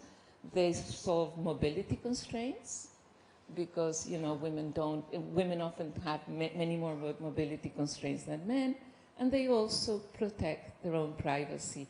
They make women more independent and autonomous, and it's wonderful when a technology can do that. And my pages. We just have about 5 more minutes, so I'm going to ask you 2 questions together. One of the goals of this summit is to really highlight and leverage the role of First Ladies. So I wonder if you could talk about some specific takeaways for First Ladies, policymakers, government officials when it comes to women's economic empowerment, and particularly focused here in Africa, and maybe talk a little bit about agriculture since it's such an important issue here. Sure. 2 things, and for the First Ladies in presence. First, in terms of agriculture, land registration is incredibly important. There was an incredibly successful land registration program in Ethiopia. 6 million land titles were given. The one difference in that land registration program that they did, though, is in the land title they left a space for the name of the husband and the name of the wife. And they also added a photo for the husband and the wife. So what happened is women suddenly realized that they were owners of land. This has had incredible effects. People have invested more in the land, and women have become more empowered. The second, so land registration and giving women, putting women's names in the title, it seems so simple, but it really makes a difference. The second thing is invest in young women. There's an incredible program in a number of African countries. It started in Liberia, and the president of Liberia was behind it. But it's training young women, giving them demand-oriented training for the labor market. But the difference in that program, what they did is, usually people train young women, but for occupations that then don't have a market. They don't have a demand. Here they joined with the private sector to decide what kind of jobs in Liberia were in demand, that young women could do, and a lot of them were non-traditional. So, and then they provided incentives for the training providers to find jobs for the young women. 2 years later, the employment of young women is 50% higher in Liberia, and not only that, but also the earnings are 100% higher. Let me also turn to something else, and this is much more of a policy level intervention that you would never think is that important for women, but it's rural electrification. There was a huge program in South Africa where in your country there was a huge rural electrification program. What they have discovered is that this program increased the employment of women by 10 percentage points. That means in a year or so, 15,000 more women were employed. For men, it did not have that effect. it had a very minor effect in increasing employment. People think that maybe this is because rural electrification frees women's time, and that's part of it. But the big emphasis what rural electrification did was to enable women to have their home enterprises. And that's really what made a difference. That's great. I think we have just one more minute. So in sort of wrapping up, let me just say for all of you that are interested in the report, it will be published later this summer, and inside of your bags, there's a card with details about how you can write in to either request a report, or when it is actually published, it'll be online. And we hope it'll be out sometime in August.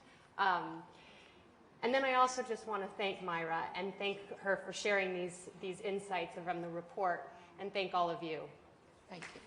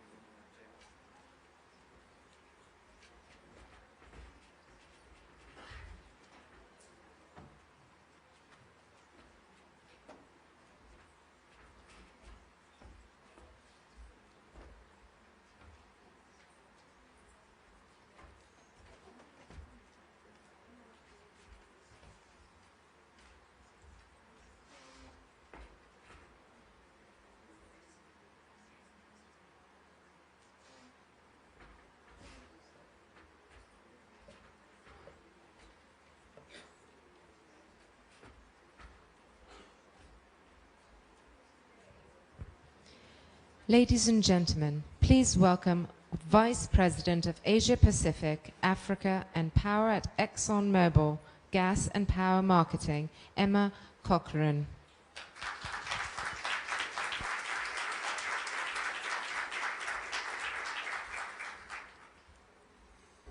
Good morning. Thank you for all joining us this morning.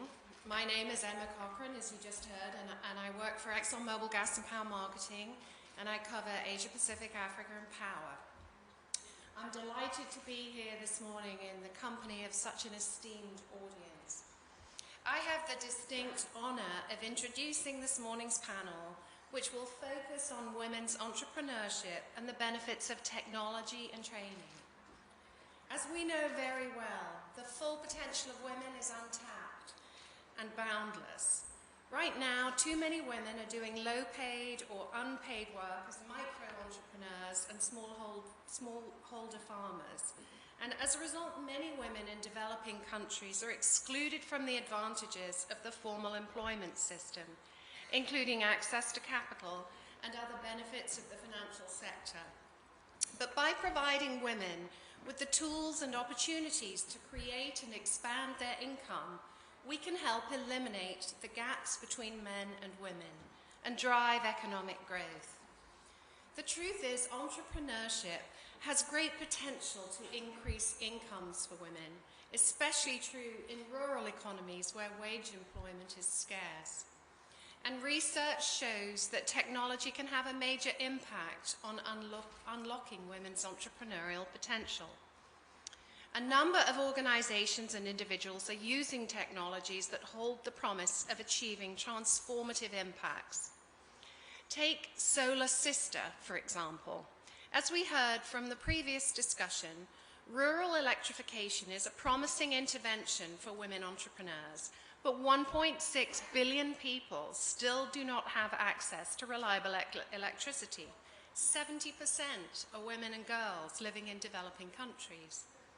To help address this gap, Solar Sister trains and equips women to sell and maintain solar technology throughout off-the-grid communities in Nigeria, Uganda, and Tanzania. You can learn more about this program at the Summit Networking Village.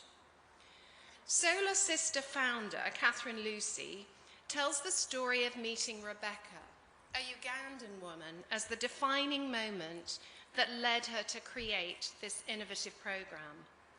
When asked where solar light should go in her home, Rebecca overruled her husband and directed the light to be put in the chicken coop.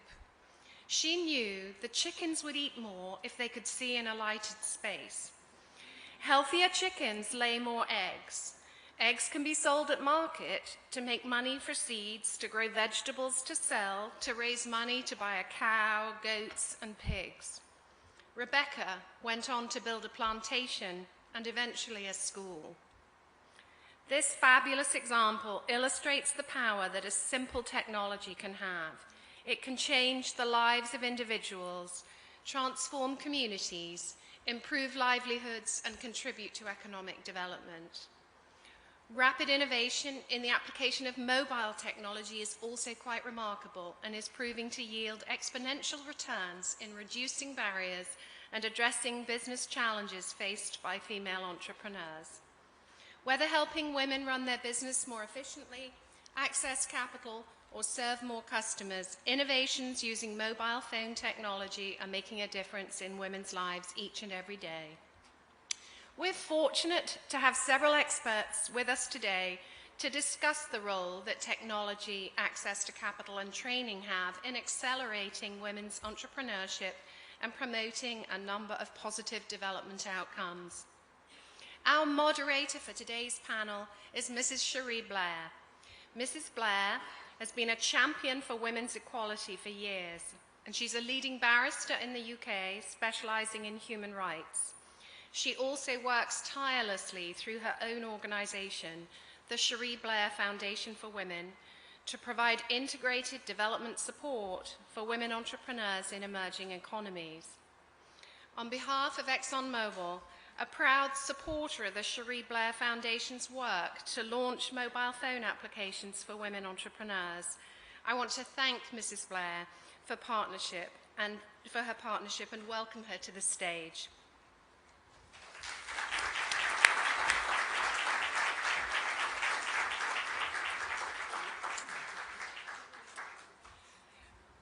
Also on this morning's panel, we have Sabetha Amombajenja, the first Managing Director and CEO for the Covenant Bank for Women. And we also have a Harvard-trained lawyer, activist, and blogger, Ori Okolo, who recently joined Omidyar Network after serving as Google's policy manager in sub-Saharan Africa, and Happiness Muchamvu, who manages the Women's Entrepreneurship Development Program, a project of the Small Industries Development Association and the United Nations Development Organization. Please join me in welcoming this accomplished group of women to the stage.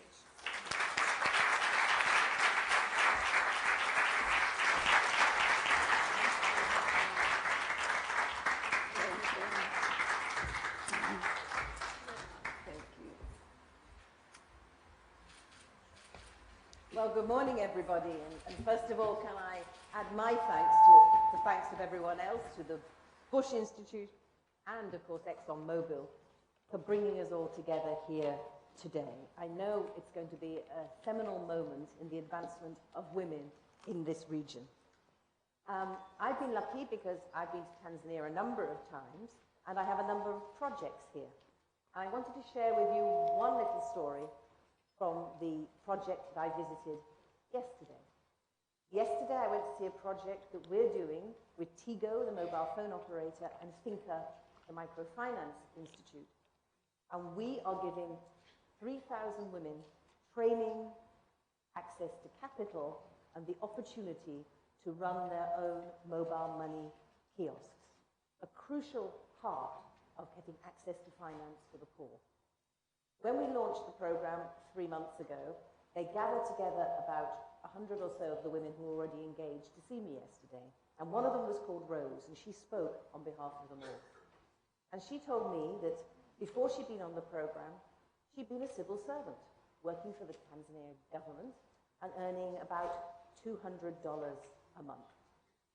Since she's trained as a mobile money agent and set up her own business, she now takes home $1,000 a month.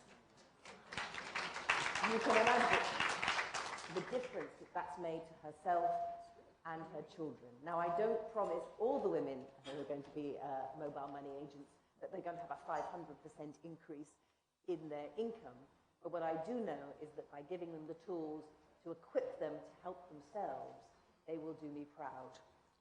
To have this conversation, as you've heard, I've got three amazing women with me today.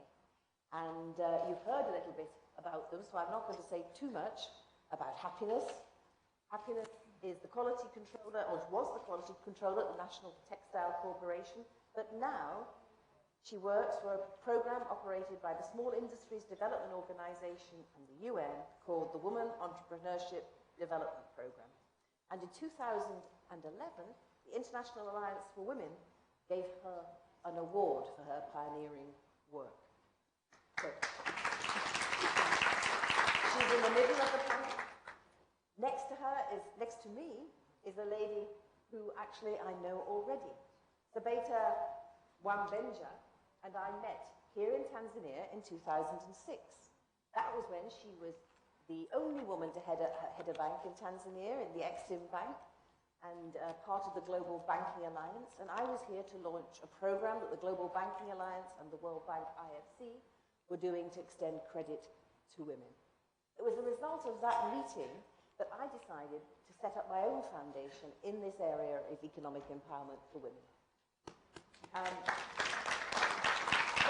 it also changed your life, didn't it, Sabeta? Because in 2011 she left Exim Bank and she's now a shareholder and the first ever CEO and managing director of the Covenant Bank for Women in Tanzania. And so she has a great wealth of experience about how we help women entrepreneurs. And finally, Ori Okolo, who, as we heard, is the Director of Investments for the Omidar Network. She previously worked for Google, who everyone knows about. And she also is a co-founder of 2 online platforms that encourage civic participation and activism. And she, of course, frequently is seen on TED, or the World Economic Forum, CGI, all the best places in the world to be. So I'm delighted that she's joining us as well. So happiness, let's start with you. Here you are in Tanzania over many years supporting women entrepreneurs. What do you think that government and bigger businesses can do to support women entrepreneurs? Thank you, Sherry. In Tanzania, there has been a lot which has been done by the government to develop the women in entrepreneurship, like the policies. We have different policies to enhance the development of women. There also has been a number of programs through these policies. I think you have an Institute for Entrepreneurship. Tell us, what does that do? Okay. I would say that apart from the policies and also the different programs which have been initiated by different development partners and also the government, but still women entrepreneurs still operate at the micro, small scale level. Really, in such a way that although we have 2/3 of women, small and medium enterprises being occupied by women entrepreneurs, but they are at the marginal level. They operate really at the micro level in such a way that actually 1% of women enterprises, they employ more than 5 people. So that's a very small number. Yeah. As compared to men-led enterprises, where they employ, 5% of the male-owned enterprises, they employ more than 5%. And as it was also said in the morning and in many occasions, women entrepreneurs, actually they play a very big role in when they generate income. It always comes to the household. The household needs. It always contributes to poverty alleviation. But unfortunately, most of women enterprises, most of these enterprises are still at the micro level, which is unfortunately not very good. And what can the government do? The government should actually look at these enterprises to scale them up.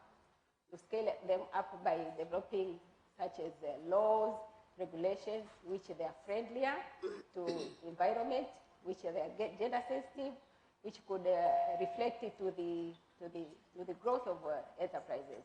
And this, you know, since you develop the women, as it was said in the morning, when you develop the women, you also develop the country.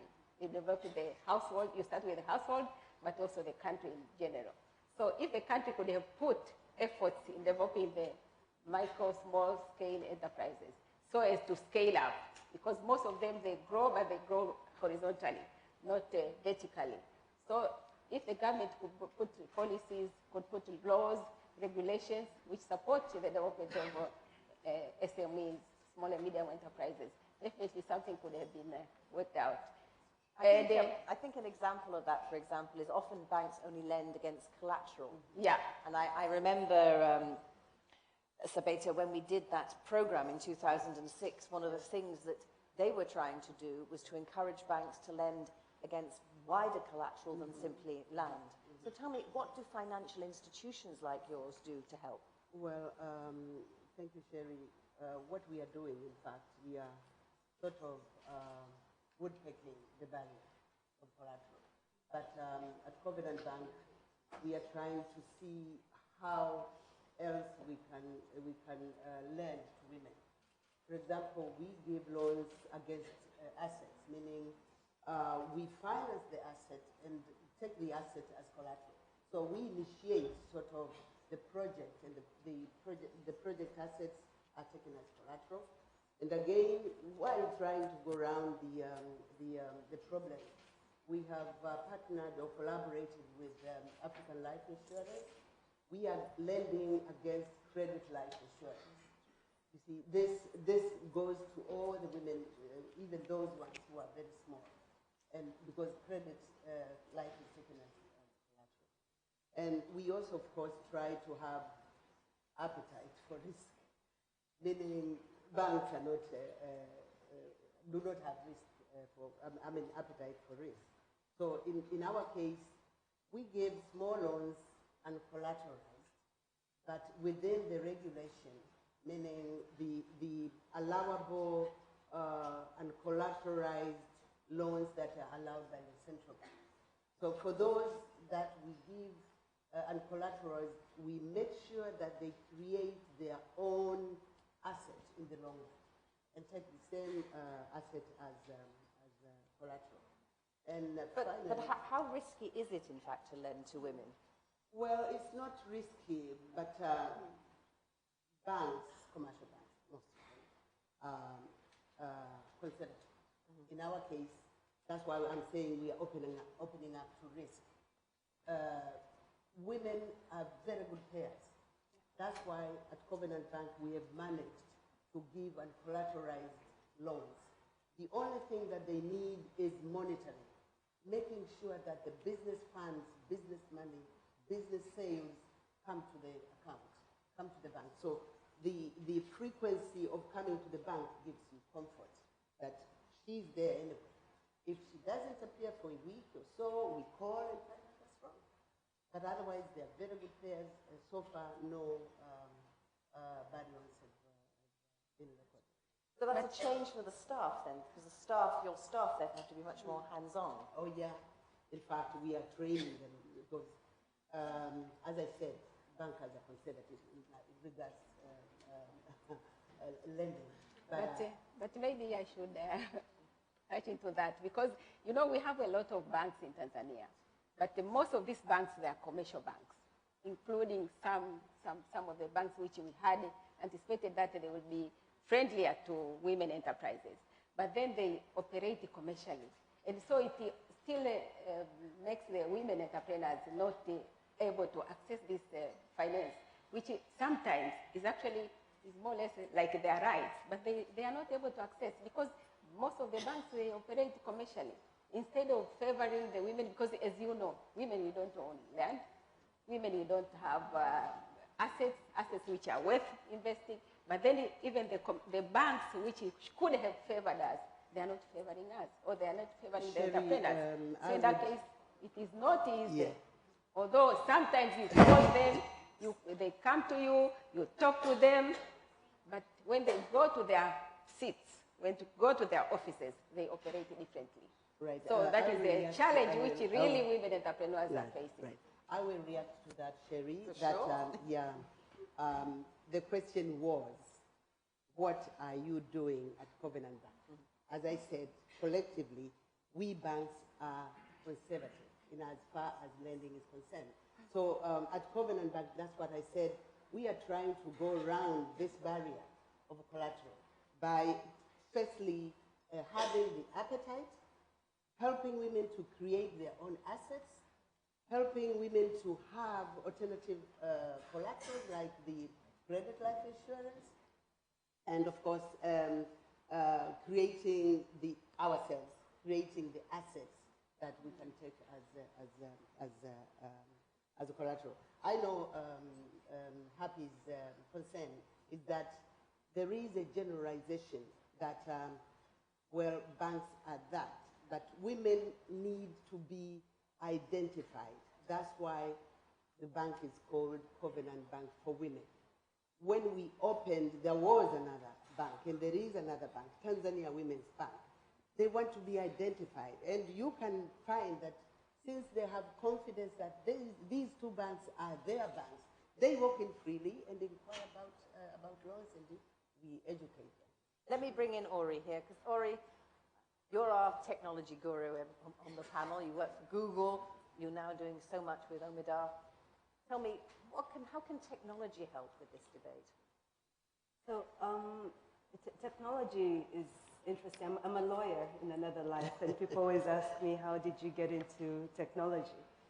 And I found as a woman in particular, it gave me sort of the room and the voice and much more of a meritocracy, I would say, and that's why I've been able to do so much at such a young age, because technology and the internet reduces some of these barriers for women. And so first, I believe technology and the internet in particular can play a very important role in terms of giving women voice and also eliminating some of the barriers that they might face in sort of the real world. So one is that there's important aspect of voice.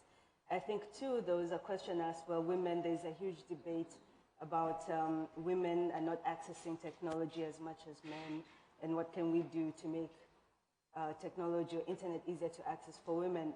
I believe, I'm not a fan of sort of women products or access for women.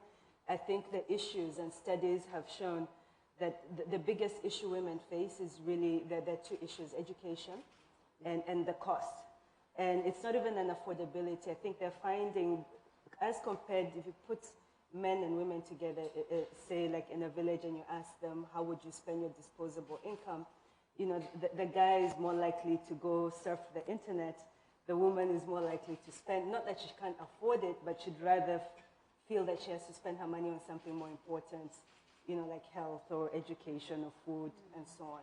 And so the gap begins to happen. There is not necessarily that there is no interest or that there is no, it's a question of what they feel is a priority. Well, Ori, what you say about being a lawyer and using the internet obviously resonates with me, because same for me. And I found when my husband became Prime Minister and I had to conduct my legal business from a slightly different address from my previous one, that if it hadn't been for technology, it would have been much more difficult for me to keep on working. Right. And that was why when I set up my own foundation, I thought that technology can reach people and give them access to a wider range of information and wider customers, wider suppliers, wider knowledge than they would otherwise get. Let me ask you, Happy, about that. Do you find that in your projects that you're doing with the Tanzanian government? Are you using technology? Of course, technology is a hindrance to development of women enterprises because first, it's not the information and technology is not available, and then when it is available, then it's online, and as you know, women are not very much for internet and all kind of stuff. And also, another thing is maybe the cost of technology, acquiring the technology. When you want to acquire the technology, you have to definitely, you have to spend. And when you go to the bank, then the bank is not ready maybe to issue the technology either as a lease financing, because some banks, international banks, you have heard of lease financing, which could have been applied very much by most of the banks or some of the banks, which, for example, which cater for women entrepreneurs. So you find out that it's not easy first to acquire the technology, either because of the cost of it, or the information is not available, or both. Yeah. So although it is only through technology that women enterprises could also grow, because without technology, also applying the technology, then you cannot produce in large quantities. So it is very important. Let me bring Ori in here, because Ori, you were in Google, and of course there's now something called the Alliance for Affordable Internet. Could you tell us a little bit about that? Sure. So the Alliance for Affordable Internet is a group of companies that have come together, and Omidyar Tanzania is now funding it. So the pot keeps growing in terms of who's in. I think one is, and again, addressing the underlying question of access and what can governments do from a policy perspective to make access easier to afford. For instance, each and every government has a universal service fund in Africa, but when you look at how they're deploying it or where the money is going, most of the times it's not addressing sort of fundamental access issues.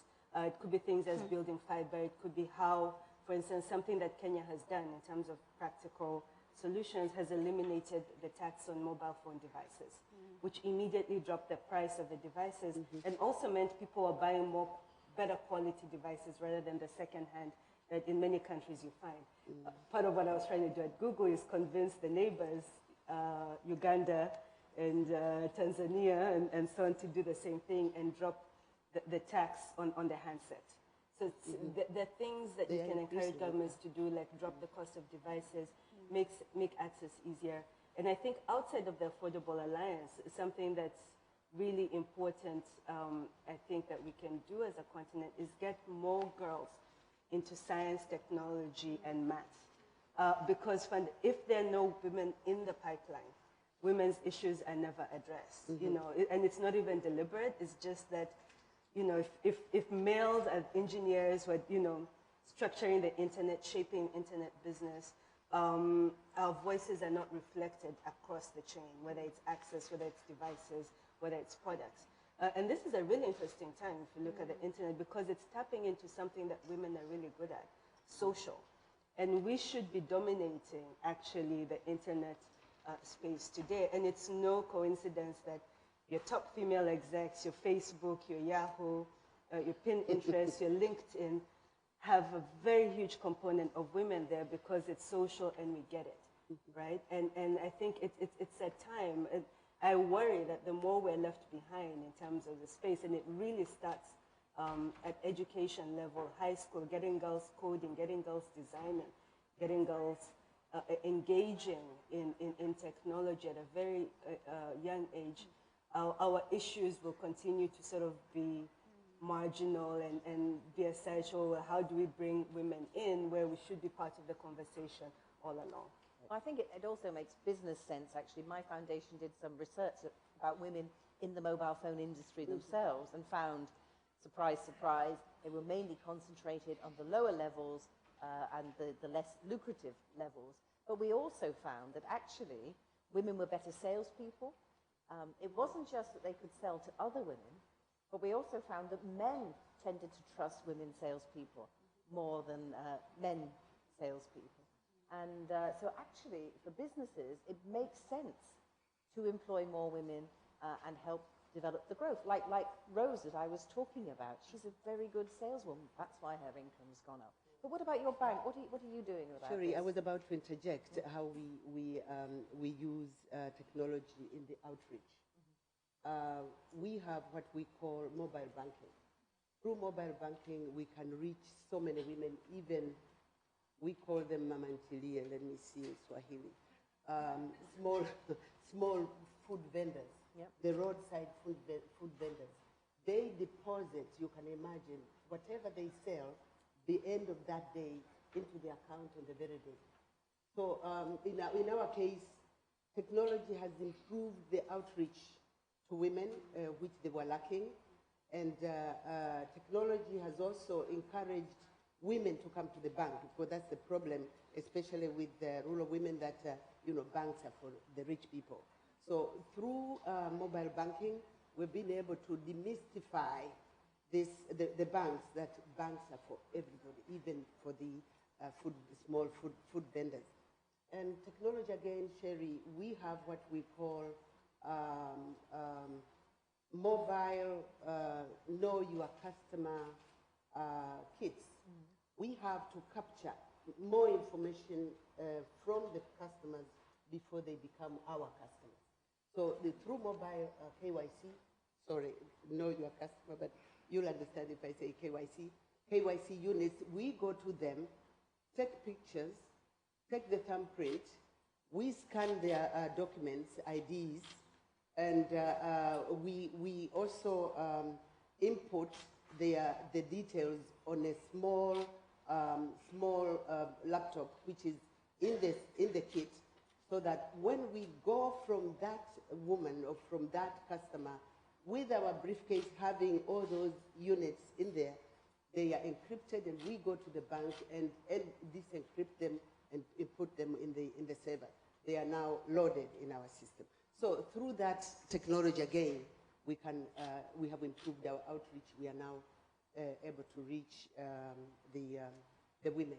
We are planning, Sherry, to have what we call agency banking.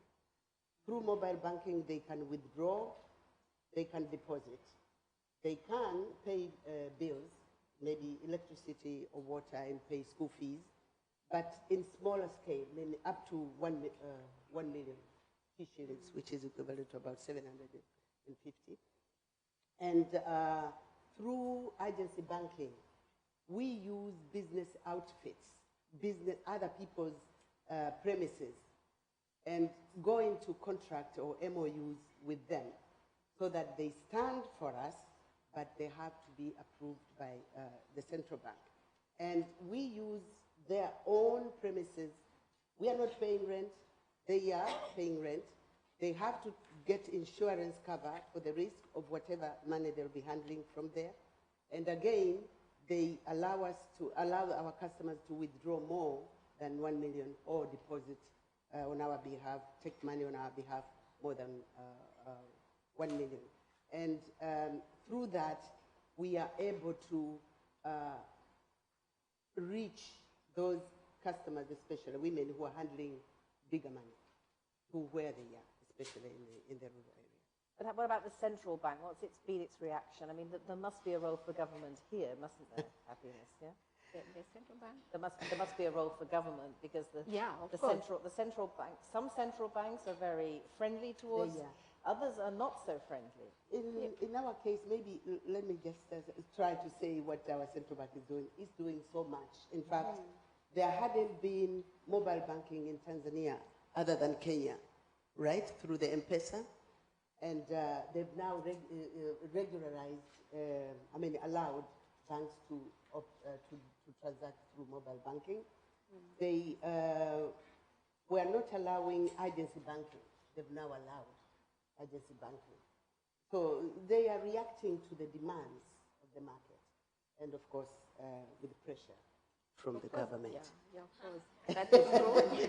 That is true. But and also, of course, the women now use mobile banking or other mobile phones to transact different activities or different sales. And also they use mobile phones for getting customers, for selling, yeah. They use the internet, yeah. But unfortunately, as it is said, unfortunately, when you talk about the internet, it's another hindrance to development of some women entrepreneurs who are, most of them are in the rural areas. As you know, only less than 15% of our country has electricity. So it's a bottleneck to them. But at least the mobile banking, the mobile phones, they have done a tremendous job to women entrepreneurs in Tanzania and elsewhere. And what about the technology solutions to this? What more can we do? What's the latest thing from your industry? Well, I think beyond sort of access and low cost of devices, I'm going to plug this page that it's absolutely fascinating to me. It's called Farming Kenya.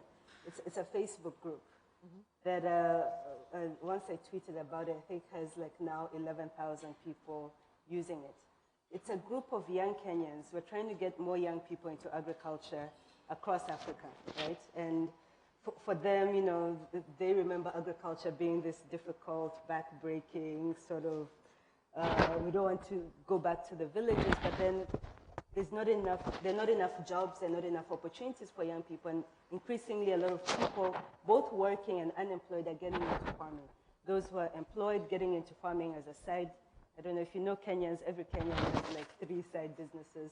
But this page is really interesting because it's very simple tech, but it's Facebook, which a lot of people actually access Facebook. My mother is on Facebook, so is my mother-in-law, which is kind of, I have to now watch what I post on Facebook.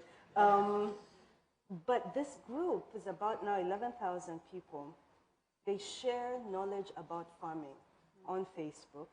Every week, they're self-organized. Every week, they do classes on Facebook on tips, on, you know, how to farm ducks, rabbit. I'm like fascinated. And up until 1 in the morning, like I can tell you everything about like growing capsicum and all sorts of things. But it's very interesting because 1, they share knowledge. 2, they provide information about markets. So where can I sell this for how much? 3rd, there's a very huge sense of community policing. So if people con each other on the page, which is bound to happen, they let people know. And now they're organizing every week tours to farms where people open up their farms and people come and see how they're doing, how they're being productive. But it combines, I think, so where we are, what's the next big thing in technology, is this element of social. Where you say women are good at that. Where we're really good at that and sharing. And the element of, if you look at the demographics of Africa, 75% is 15 and I mean, these are people who are not going to go to like, you know, they don't want to go to polytechnics, they don't, you know, they want to get their information on the internet, and it's not really a fancy app, so it's social, but it's practical and it's community, and I think tapping into those 3 things are sort of the future of how you can leverage. For me, it's fascinating because people have been trying to build all sorts of fancy apps for agriculture. And I'm like, this taps into it because it's bringing knowledge from all parts of the country through technology, sharing information, but with a very practical use at the end of it. And social, I think now once a month they get together and they have drinks. But a lot of people, when I read the comments, they're like, I didn't think I could farm, or I wasn't interested in farming until I found this Facebook page. And now I'm into it. And I want to post pictures of my crops coming up. In fact, pictures get the most comments, which is also really fascinating. There's a lot of encouragement. But so, you see, it's about sort of looking at where the continent is and the future of it and tapping into that. So I think the message there is keep it simple, listen to what the people are telling you, and enable them to help themselves. So maybe I could also share a website. We have developed a web portal which has been putting details of different women products into the portal. And a few entrepreneurs from Tanzania have been able to get access or other market linkages abroad. So that is also another thing which technology has done to entrepreneurs in this country. Well, I've got to bring this to an end. So I think we've got some ideas about what we can do to advance women entrepreneurs. everybody in this room can play a part in that. And I know, of course, that the First Ladies in particular are sharing those experiences. I know Mama Cokie from Tanzania has a great foundation, one of which supports women entrepreneurs. I know that Mrs. Tesfaye from Ethiopia is also working in this area. And I see my dear friend Salma over there from Sierra Leone, and we've just had that marvelous Women's Business Association, which is promoting women in business. So the First Ladies are already doing these things, and there's so much more that you can do. So talking about what we can do, I just want to move on to tell you one other thing about what I'm doing with the help of ExxonMobil. So I'm going to move to the podium and announce a new development. You see this marvelous yellow thing in my hand. This is our new mobile service that my foundation is rolling out in Tanzania today in collaboration with Nokia and with the ExxonMobil Foundation.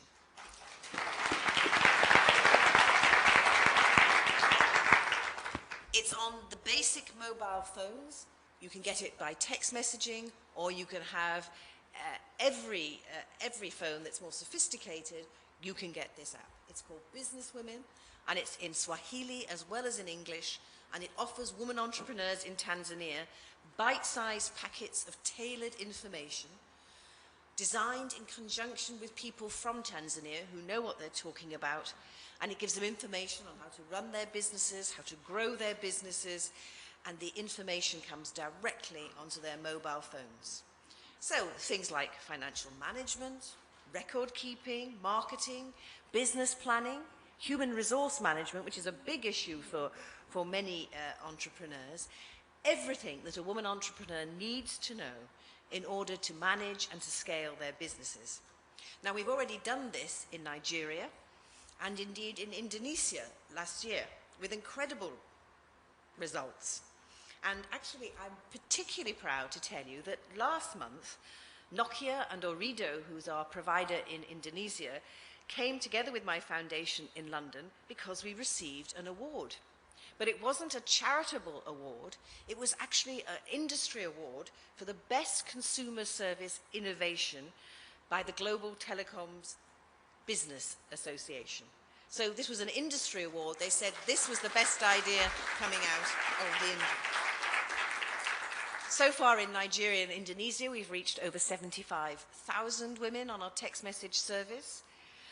And we're going to reach even more here in Tanzania, because this information in your language is designed by people from here who know exactly what is happening here. So I'm delighted, thanks to our partners ExxonMobil Foundation and Nokia, because without you we could not have launched this service, to say, look out for this phone, look out for this Business Women app, and actually, guys, you know, if you wanted to, you might even find it useful as well.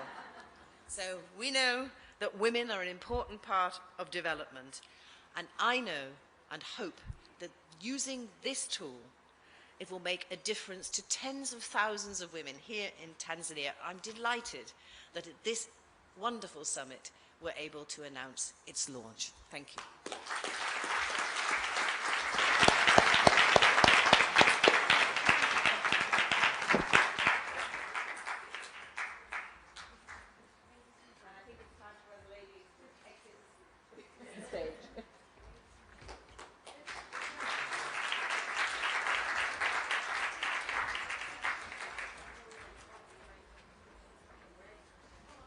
Ladies and gentlemen, we will now have a short break. The summit will resume in 10 minutes.